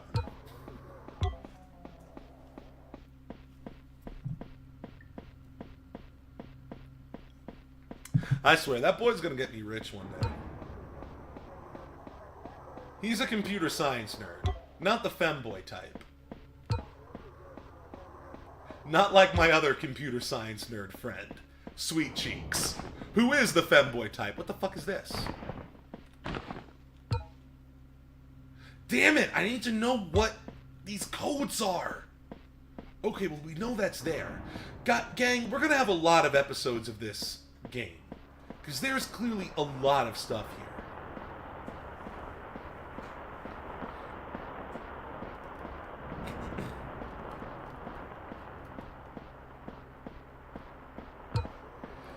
See, this is that frustration I was talking about earlier that I get from games like this. I want to know what I have to do to progress and learn more things, but I don't want to spoil the story stuff. I want to know so badly how to find that code, but I don't want someone to just tell me what the code is, because then I'll miss the content that, you know, leads to me finding that code. It's so frustrating. I'm so into games like this. The actual experience of, like, trying to play them earnestly can be frustrating. This is how I feel when I play Stanley Parable. I'm like, oh, this is so cool. There's so much depth. I want to explore everything. I love it. But where do I go next? What do I do next? How do I figure out what I should be doing next? Ah! We've read this a million times. I'm not going to do it again.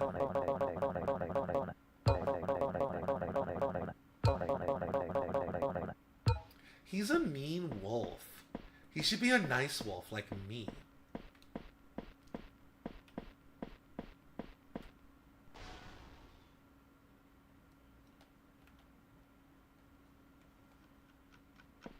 I was about to do that thing I every now and again do on Twitch, very rarely, where I actually start barking, but then I realized I'm also on YouTube, and I don't think my YouTube viewers are ready for me to go full furry.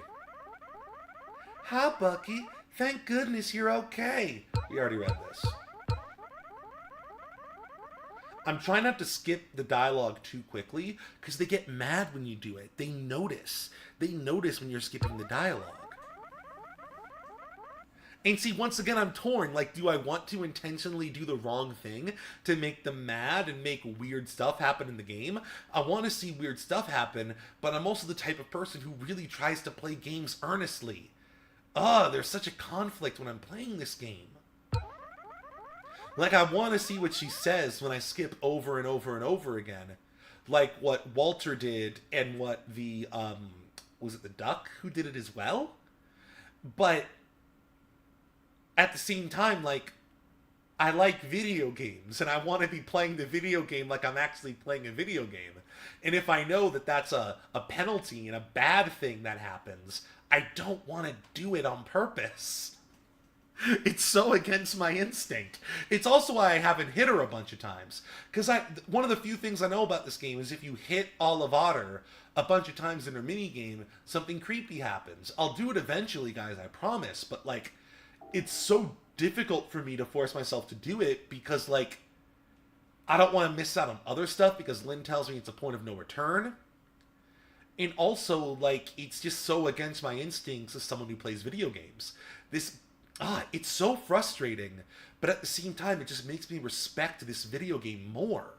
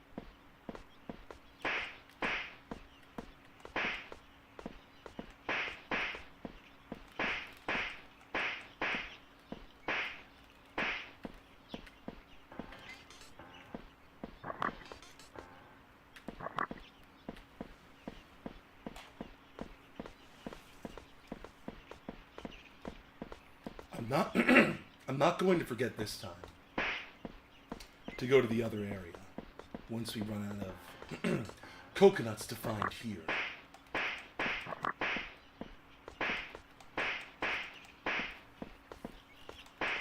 Oh, by the way, gang, you guys know I like to recommend YouTubers other than just myself, because I earnestly do want to support good YouTube content creation.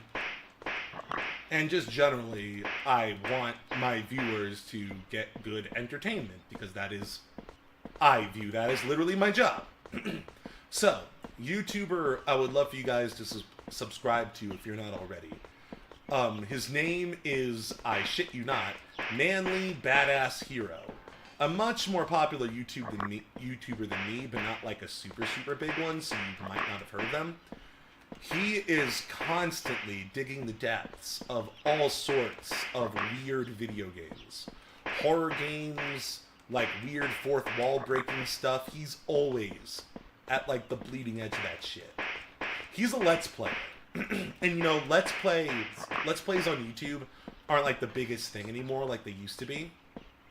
So again, like, he's not like the biggest YouTuber, but he's certainly pretty sizable, so it should be pretty easy to find him. The name is Manly Badass Hero. He's normally, I've only followed him like over the past couple months since I moved into this new apartment.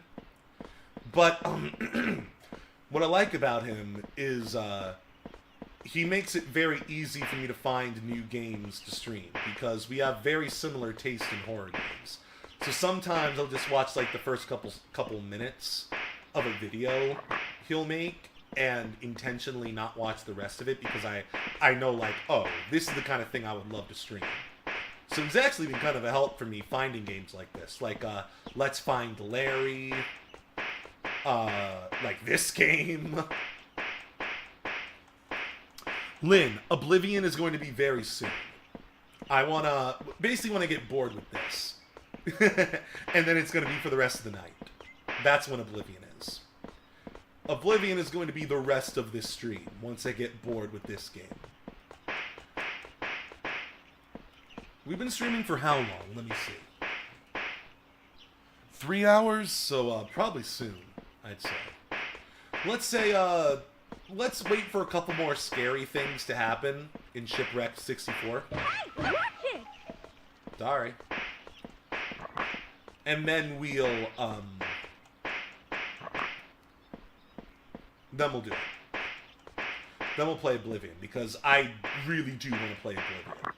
Don't get it twisted. Like, your boy Trip wants to play Oblivion so badly right now. I've been getting so deep into the roleplay. I love the mod build I've done to Oblivion to make it more like the Morrowind era of the Elder Scrolls, which you know that's my favorite interpretation of the lore. Got a lot of cool shit going on. Been doing a lot of roleplay on screen, off screen. I can't wait. It's gonna be so much fun, Lynn. But yeah, I'm also way into this game. What is that noise? This is what was happening before when I had to turn the game off because it was really fucking me up. You guys hear that, right? Alright, I feel like we're probably safe in this cutscene, so let me, real quick, a YouTuber you like, Spiffing, send the link, mon frere. Hey, we got 2 people watching on the YouTube chat. Thank you so much. It might just be me and Insidious, who knows, but I'm less worried about, like, people watching on the YouTube side of things is a bonus. Sorry, I got distracted because it looked like he was moving. I was looking at the YouTube playback. Ugh. But yeah, I already have I would always love more YouTube subscribers. Don't get me wrong. I'm trying to make YouTube videos more often to get more subscribers, but I'm less worried, I should say, about the amount of people watching me on YouTube than on Twitch. Because I already got an okay subscriber count. By the way, if you guys just know me from from Twitch, please follow me on YouTube. Because that's where, like, my more professional and, my smart boy video essays are, and I put a lot of effort into them, and I'm very proud of them. So please, subscribe to me on YouTube as well, because I know some of you guys only know me from the Twitch. That's the words. Yeah. So thank you. Anyway, let's keep going. What is the noise? See, last time nobody was watching the stream when I got to this point, when these noises started, so I had to stop it. Because you guys know me, I say this all the time. And I say this a lot because, like, it's very true. And I want you guys to understand that, like, sometimes when I'm acting scared, it's not performative. So I'll say this again. I'm sorry if it sounds redundant. I love horror games, but I can't play them alone. I can't deal with it. Because the moment this happened, you guys can look at the last stream, I started getting, like, genuinely uncomfortable, and I had to quit and switch to Oblivion. I can't deal with it. Unless there's people watching me, this is one of the reasons why I often stream horror games. It's not even because I want to be streaming a lot of horror games. If I had it my way, that would just be like an every now and again thing, but I can't play horror games unless people are watching me. That's really what it comes down to. I can't deal with it. Because shit like this will be happening when I hear these noises in my ears, in my fucking headphones. And see, now I'm fine. Now I'm just fascinated with it. I want to know what happens. But that's because I have you guys here. I love it when you guys are here. But I can't deal with it alone. Because you guys know, I've said this before. I'm a skeptic, right? But I'm also an African American. And it might sound like I'm stereotyping myself, but hear me out. It doesn't matter if you're religious or not, as an African American. You have members in your family who taught you to be afraid of El Diablo, just in case. Just in fucking case. Like, you guys know I'm not a very religious person. I don't consider myself an atheist. And I definitely don't generally believe in the supernatural. Like, at fucking all. I'll say I consider myself a skeptic. I'll put it in the most charitable terms that way. But there's still... I hear my black ancestors screaming at me, Trip, the devil might be in this game. You can't know for sure. You might be a man of science, but you can't know if there might be some stuff that you just don't understand that you can't explain. Because that's what it really comes down to. I'm not a-religious. I'm not like someone who thinks supernatural shit is impossible or whatever. My brain just works. I went to school for science. My brain, I was trained to think in terms of that. So my brain doesn't naturally go to like religious or spiritual stuff. Doesn't mean I don't believe in it. That's just like, it's not my instinct. But, again, the black part of me, the part of me that would be like in a horror movie and would be the black stereotype character who's like, I ain't going in there. You ain't getting me to go in that spooky house, nigga. Yeah, that's real. That's real. That's because we all have a grandmother who read the Bible out loud every day while you were playing video games. You heard your grandmother speaking fucking incantations and shit to ward off the devil. So you're like, okay, just in case, maybe the devil's in this game. So you should be very careful, or at the very least, have company with you, so that if something supernatural and terrifying happens, you have it reported and you have witnesses. That's kind of my mindset when it comes to this sort of thing. So, all of that's to say, that's why I can't play horror games alone. And that's why I hate it! And that's why I stream so many horror games.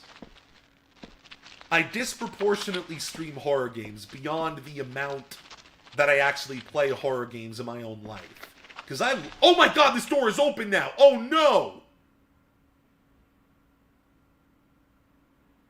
Oh, I hate it. No. I was facing this way. Will this lead me back outside? See me back here? What? Okay. Okay, the creepy noise is gone. And it's just midnight, so if I wanted to, I could just go back to sleep and go to the next day and everything would be okay. But we're in this door that was once locked. Guys, I'm so glad I'm not alone. Oh no, there's a safe space. That means this is a checkpoint. Guys, I said this earlier, but okay, I'm bisexual. That should be obvious, right? And I kind of, like, I have, like, a straight shoulder angel and a gay shoulder angel. It definitely comes out of my YouTube videos a little bit, because sometimes I sound very masculine, and sometimes I sound like a little baby bitch boy. Horror games bring out my little baby bitch boy. Action games bring out my masculine, straight, spelled with an 8 side.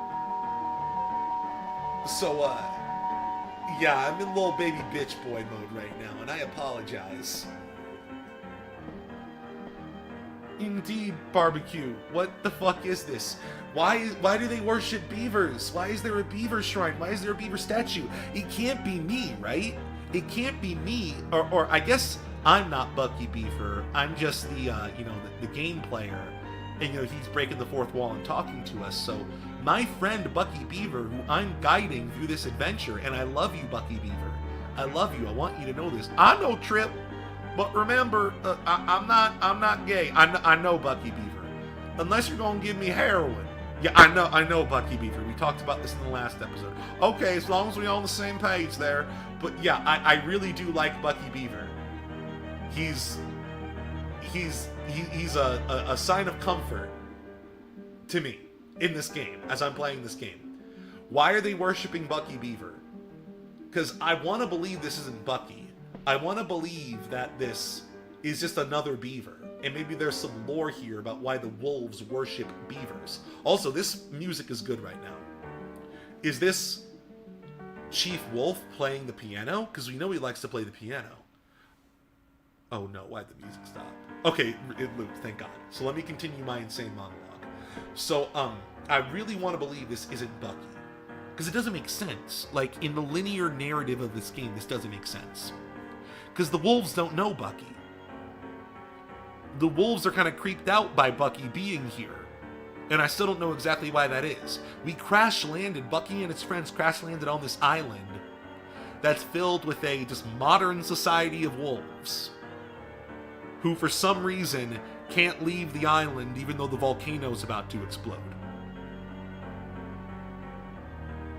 Yeah, Barbecue. In America, we call that being gay for pay. But yes, so back to me trying to understand this lore. In the narrative of this game, the wolves on this island don't know Bucky.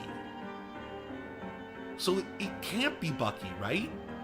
Unless, are we breaking the fourth wall? Are we in another, like, Easter egg area? Where there's some, like, story beneath the story going on? Like, I'm trying to understand. We just don't have enough context yet. This could be a completely different narrative we're going into. Because remember, this is some kind of haunted video game scenario. Maybe there's a completely different haunted thing happening adjacent to the actual story of the game. Maybe this stuff isn't canon to whatever's going on with the wolves. Yeah, he's holding his hand up. I'm wondering if he might be like some kind of like Nazi that they're worshiping. Who knows? But his hand isn't going in the Sieg Heil position. His hand is like open. So I don't know.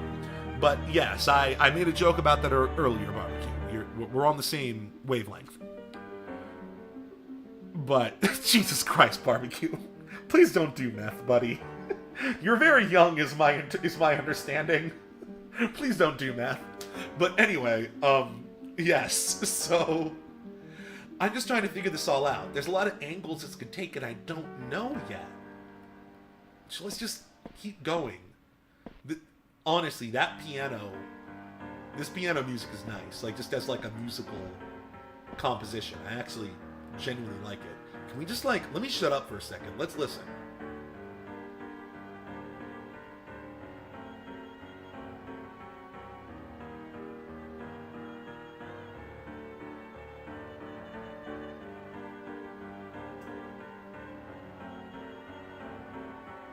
I'm still here, just listening.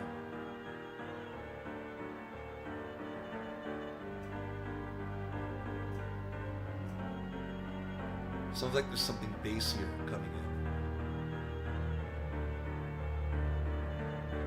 I like this. This is gonna sound like a very juvenile and stupid observation. It's very video gamey. But it does sound like a genuinely well put together piano piece. I'm actually vibing with this quite a bit. You guys can't see me, but I'm like, rocking my head a bit. I like this a lot. I'm glad I turned up the volume a bit so I can hear the music. Ooh, yeah. There's like some synthesized horns coming in. I actually really vibe with this kind of thing. And it's not just a nostalgia thing, but that is like a small part of it, because this is like you know, a lot of the foundation of my understanding of music comes from early PC games and early N64 games. So this is very, like, foundational for my understanding of music. I'm very used to these synthesized sounds. Yeah, it's very nice. And the reason why I'm stopping us to listen to this, not only so, you know, the stream can pace itself. It can't always be me just ranting to you guys. But the reason why I wanted to slow things down here... Oh, someone got banned for doing something stupid. I didn't even see it. Who cares? But yeah, the reason why I wanted to slow things down here and listen to the music is also because I think the music might be significant. Chief Wolf, the head of this island, we heard some recording of him speaking, which was odd because normally people talk like Banjo-Kazooie in this universe. It was very odd. But we heard his, you know, predictably wolfish sounding voice talking about how he went on the internet and found a bunch of sheet music. And he just likes to play the piano. And he found some strange piece of music that for some reason when the recording got to that part, it started glitching out. Otherwise, the recording sounded completely innocuous. It was just a wolf furry who lives on an island and goes on the internet and finds music to play. It's kind of wholesome. But, yeah, I did want to stop and listen to the music here because there might be some significance. It really feels like we're barely scratching the surface of this game, and that we're going to be spending a lot of time in this game trying to understand what's going on. So this is just me, you know, this is how I experience video games when I'm really trying to understand what the, you know, intent of the people who made it is. So I'm trying to pay attention to all of these things. Try and find connections where they might exist. You know what I mean? But anyway, there's a coconut here on a plate. Interesting. And back to the first thing we were trying to understand. Is this meant to be Bucky Beaver, or is this just some other beaver that they worship for some reason? We're in some sort of banquet hall. I really like this piano piece, dog.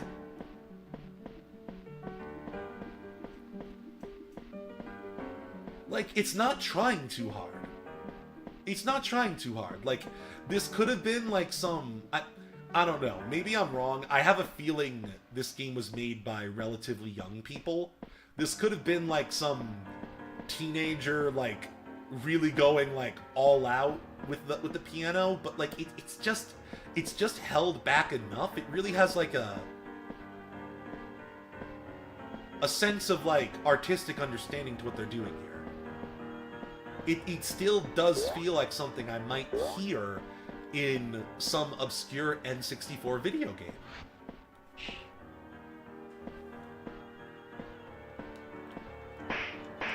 What is that?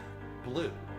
The only blue thing we've seen here is the blue rabbit, which we still don't know how he ties into all this. So this is like a rabbit ear? It's definitely something's flesh. I'm gonna say that's a rabbit ear. And more coconuts that they're eating in this banquet hall. Okay. So what was that person who got banned? What were they saying? Obviously, if it was something offensive, you don't need to tell me specifics, but I am curious. Was it just another spammer? Bye. Gotcha, Lynn. Thank you very much, Lynn. Everybody give a round of applause to Linsidious for being a good mom.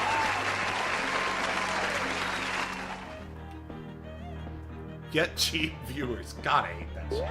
You think I want to cheat at this? Suck my dick.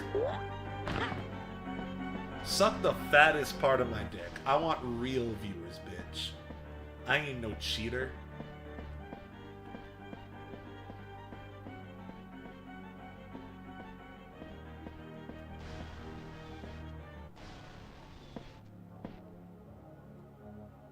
Oh, I hate it here. Oh, I immediately hate it here. But also, let me say, great artistic choice, letting me see the sky. I like that. It would be easy and, like, maybe even, dare I say, amateurish to make me feel completely closed off from any kind of escape, making me feel disoriented, like making this just like a hallway that has no orientation.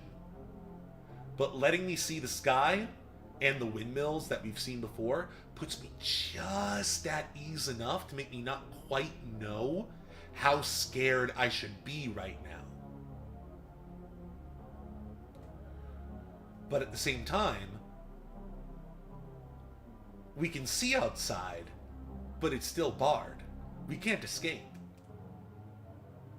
You see, this is the kind of shit that is the foundation of my nightmares. My personal nightmares. I infamously had terrible nightmares as a child, and it kind of forms the foundation for what I view as scary. This is perfect. And the music is... no, thank you. Who's this boy? Who that boy? Who it is, nigga? Who that boy? Who it is? Hey, it's a Wolfie boy! Comrade Wolf, let me... Oh, wait, we went through the door. Oh, we're back out here! Hell yeah, I can't wait to explore back out here. There's probably new stuff we can explore. But first, Wolfie boy.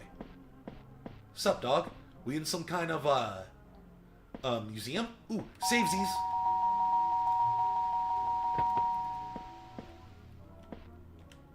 I can't talk to him. Wait, I can't. Hi, Bucky. Here to observe the arts, I see. I respect that. Take a look around. Okay. See, this is what I mean. It would be amateurish. I'd still be scared, but it would be amateurish. Because I'd still be scared because I'm a bitch. But it would be amateurish to make them say something creepy or make it be a bunch of jumbled letters or something. That would be some, like, 2010s era creepypasta shit. But the fact that this very eerie music is playing, we're seeing a bunch of abstract art that we can't quite pin down as threatening.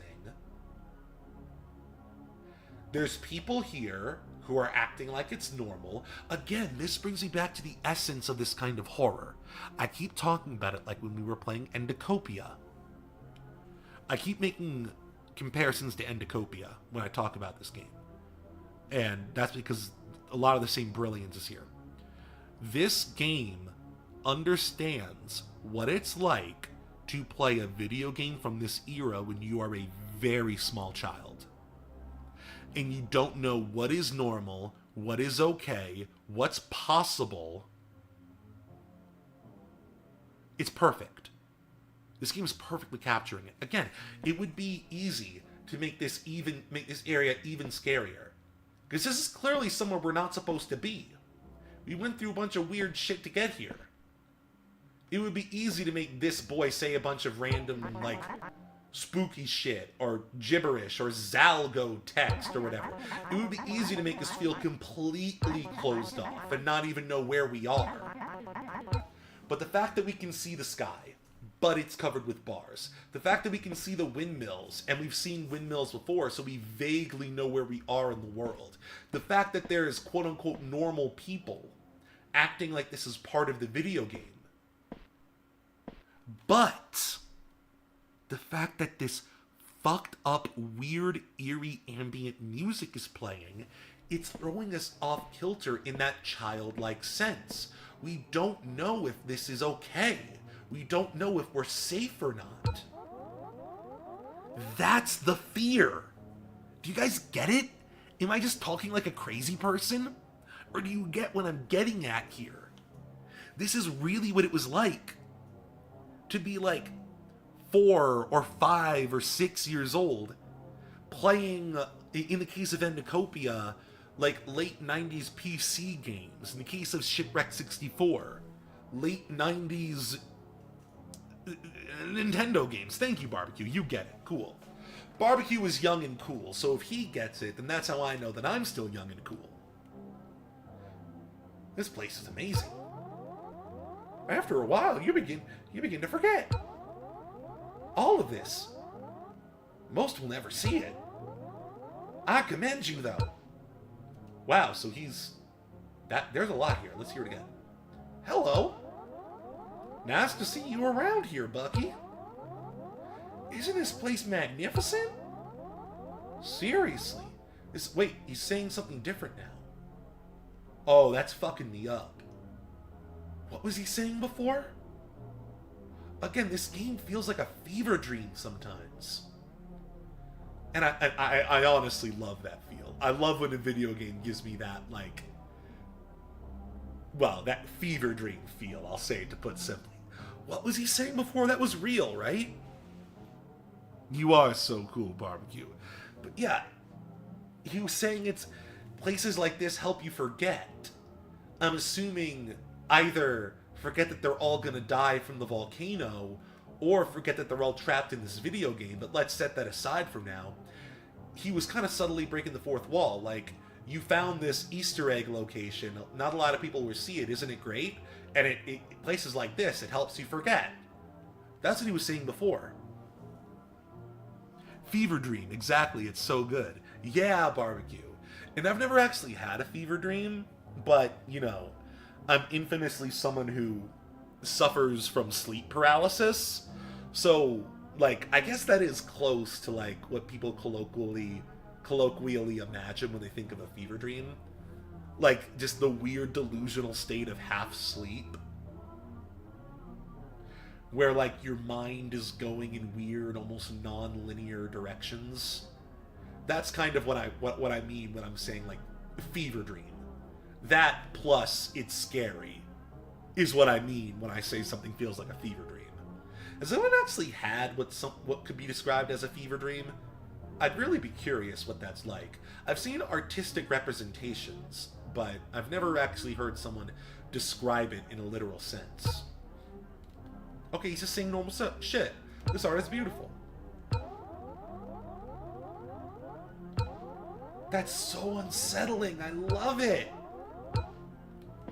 Ooh, and yet this game knows to pull its punches just a little bit. Like, again, like, a child would have made it, like the first time I talked to this, be a bunch of creepy, ominous, like, you're going to die and I'm going to kill your family and fuck your children and, like, stuff like that, right? And then say a bunch of normal stuff. But that was just, like, subtly fourth wall breaking, left me with a lot of questions, and left me wondering how much do these beings in this game know? Oh, Linsidious, yeah, Linsidious lucid dreams as well. Oh, look, Linsidious actually mentioned that. Cool. I love seeing you guys talk. Yeah, this is from that concept art we saw in the bonus thing, but it's red for some reason. Let's actually take a look here. This is an abstract interpretation of the bunny and something next to him, another animal. But yeah, on the left side, maybe it's just me interpreting this, but I see the silhouette, the vague silhouette of a bunny, and if you look really closely, I see, like, two ear-like appendages coming out of it on the left side, and then on the right side, it looks like there's some kind of, maybe, I don't know, fox-like being, maybe a wolf-like person on the right. That's what I see. This looks like some kind of zoomed-in image of, I don't know, a person's face, and then with the colors inverted to make it look creepy. This kind of reminds me of the creepy, maybe it's just an abstract nothing and I'm just seeing what I want to see. Kind of reminds me of the creepy, ultra-realistic versions of Bucky we keep seeing. Oh, it's Olive Otter. Why does she look so upset? That's like a face from a creepypasta. The backwards letter P. Is there a backwards P in any alphabet? It would probably be called something different. But, I mean, I know there's a backwards R in Cyrillic. Lynn, you would probably know about the Cyrillic alphabet. What does the backwards R sound like? And I know it's not a backwards R. That's my ignorant Western isms talking. I know that it probably is a completely different sound, but it looks like a backwards R. What's the backwards R sound like? You don't know Cyrillic? Damn it, I'm racist. Sorry for assuming that, Lynn. I'm a bastard. Hang me on the cross. Cancel me. This looks like the... Doesn't this look like the Mario.exe face? If anybody's familiar with that classic creepypasta. You have the Latin alphabet. Thank you for educating me.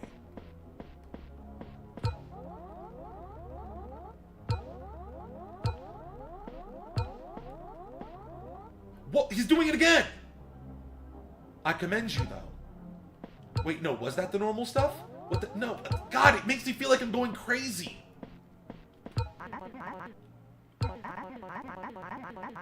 This is the normal thing you said the first time, okay.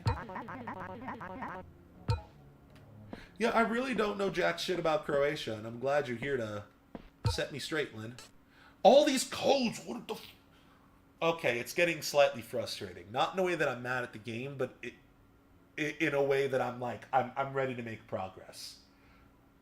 These are the stopgaps we keep finding in all of these areas we keep discovering.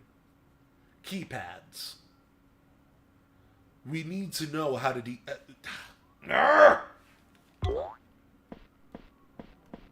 I haven't gotten a single clue to any sense of what numbers I might need to put in.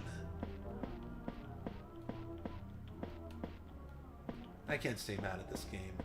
This music is creepy, and it helps a lot. Helps me stay engaged. Is there an invisible wall, perhaps? Hump the wall. Hump the wall. We gonna hump the wall. Hump the wall. Come on, Bucky, we gotta hump the wall. We gonna hump the wall of this museum. We gonna hump the wall. Yes, ma'am. We gonna hump that wall. I love to see it when you hump that wall. It makes me feel like a good horny Bucky Beaver boy. I love the Bucky Beaver when he go... Oh, yeah. I forgot this was an option. We did unlock this door. And there's probably more outside. Because we've been out here before, but... I'd be willing to bet in this playthrough, maybe one of the doors that was locked is now unlocked. Oh my god, is your brother okay, Barbecue? What the fuck? Go help your brother. Go help your brother and come back when your brother's okay. Go help your brother. I hate throwing up. Hot take of the century, am I right? But for real, I fucking hate it. I guess I hate the feeling right before you throw up the most. But let's not talk about this. Ugh. Hate vomit. Ugh. Go help your brother. The label says sheet music? Hello, this is Wolf. I was using one of the Silvertech computers around the place, and would you look at what I found? Online, they have a bunch of sheet music everywhere. So I could just take one, print it off, and play it on my piano. It's lovely. I found this one song I want to try. It's called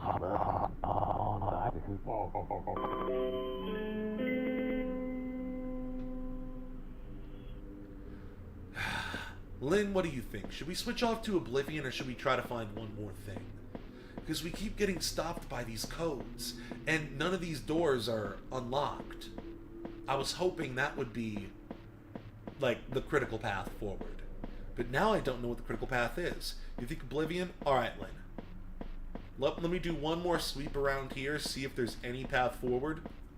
And if not, it's time for Oblivion. And if you guys are watching this on YouTube, please switch over to Twitch. My Twitch name is PsychoTripStreams. I can't show Oblivion on YouTube because I got a lot of mods, and there might be some slight unintentional nudity. And Twitch doesn't like that either, but worst case scenario, Twitch would just, like, you know, like, ban me for a week, and it's fine, and I'll just be more careful next time to turn off mods like that. But, YouTube, like, I gotta be way more careful with my YouTube account, so we're not gonna do Oblivion on YouTube.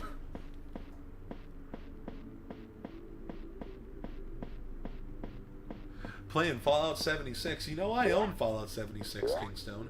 Also, I don't think I formally said hi, Kingstone. I may have. But hi again, Kingstone. Happy to see you again.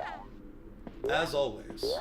I saw earlier you mentioned something about playing a lot of Fallout 76 and Elder Scrolls Online. I like Elder Scrolls Online a lot, but I hate the Elder Scrolls. Which sounds so stupid because we're about to play Oblivion, right?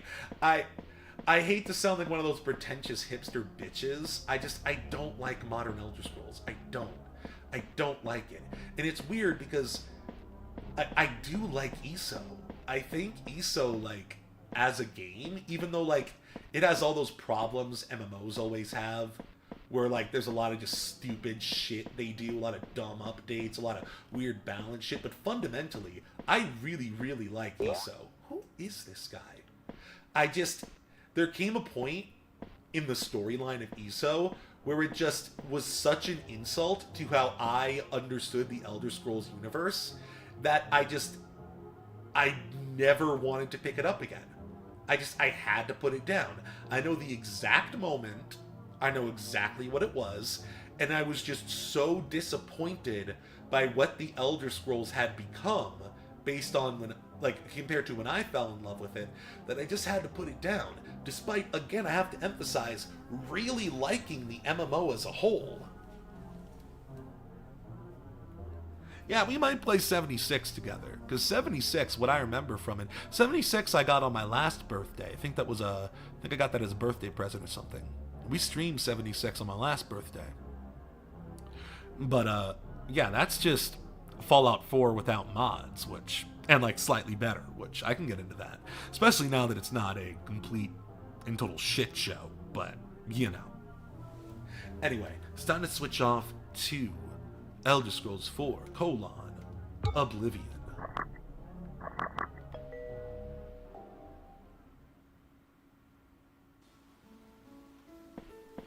I love interactive menus. Maybe it's because I was a little bitch boy playing Fable 3 as a kid. Fable 3 is a terrible video game from what I remember, but I did like it when it had an interactive menu. And I remember when I was much younger playing like it wasn't Donkey Kong 64.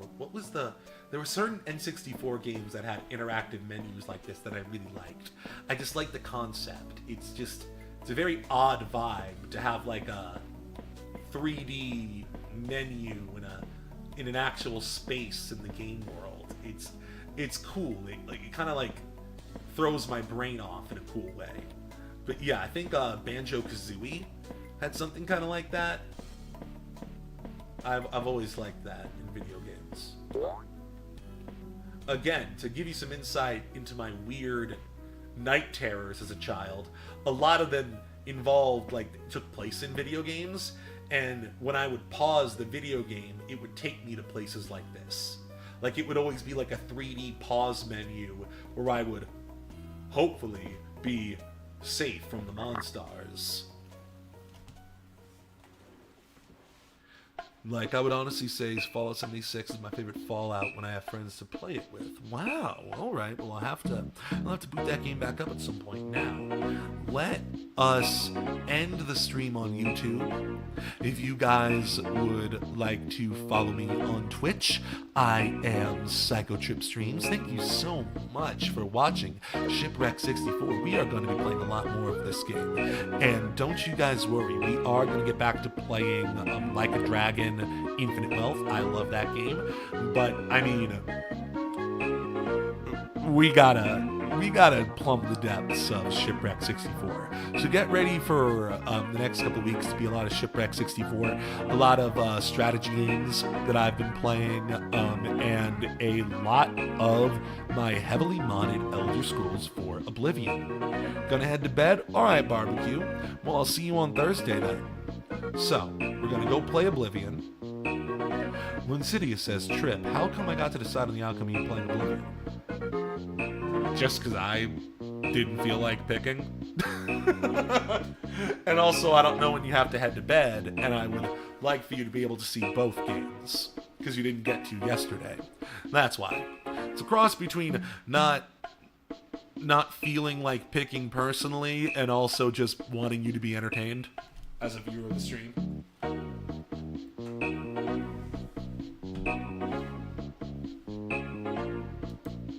Alright. Let's switch this off. Alright, gang. For those of you watching me on YouTube, which is no one right now, I will see you on Thursday. If you want to keep watching me, head on over to Twitch, Psycho Trip Streams. See ya. For those of you on Twitch, let's switch over to Oblivion. Oh, and I don't know how do I end the stream just on YouTube? Because I don't want to end it for those of you watching me on Twitch. Like, I could do that, but then you guys would have to rejoin the stream, and there's always some fall off there. No problem, Lynn. It's my job. It literally is my job. Actually what I signed up for. And the reason why I asked for support. I am here to entertain you. Let's see. So how can I end the stream just on YouTube? Let me see. As you guys know, I'm not new to YouTube like at all, but I am new to streaming on YouTube. So let's see what I can do here.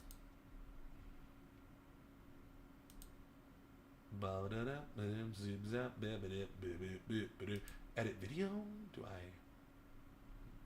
How do I turn you off and just you off?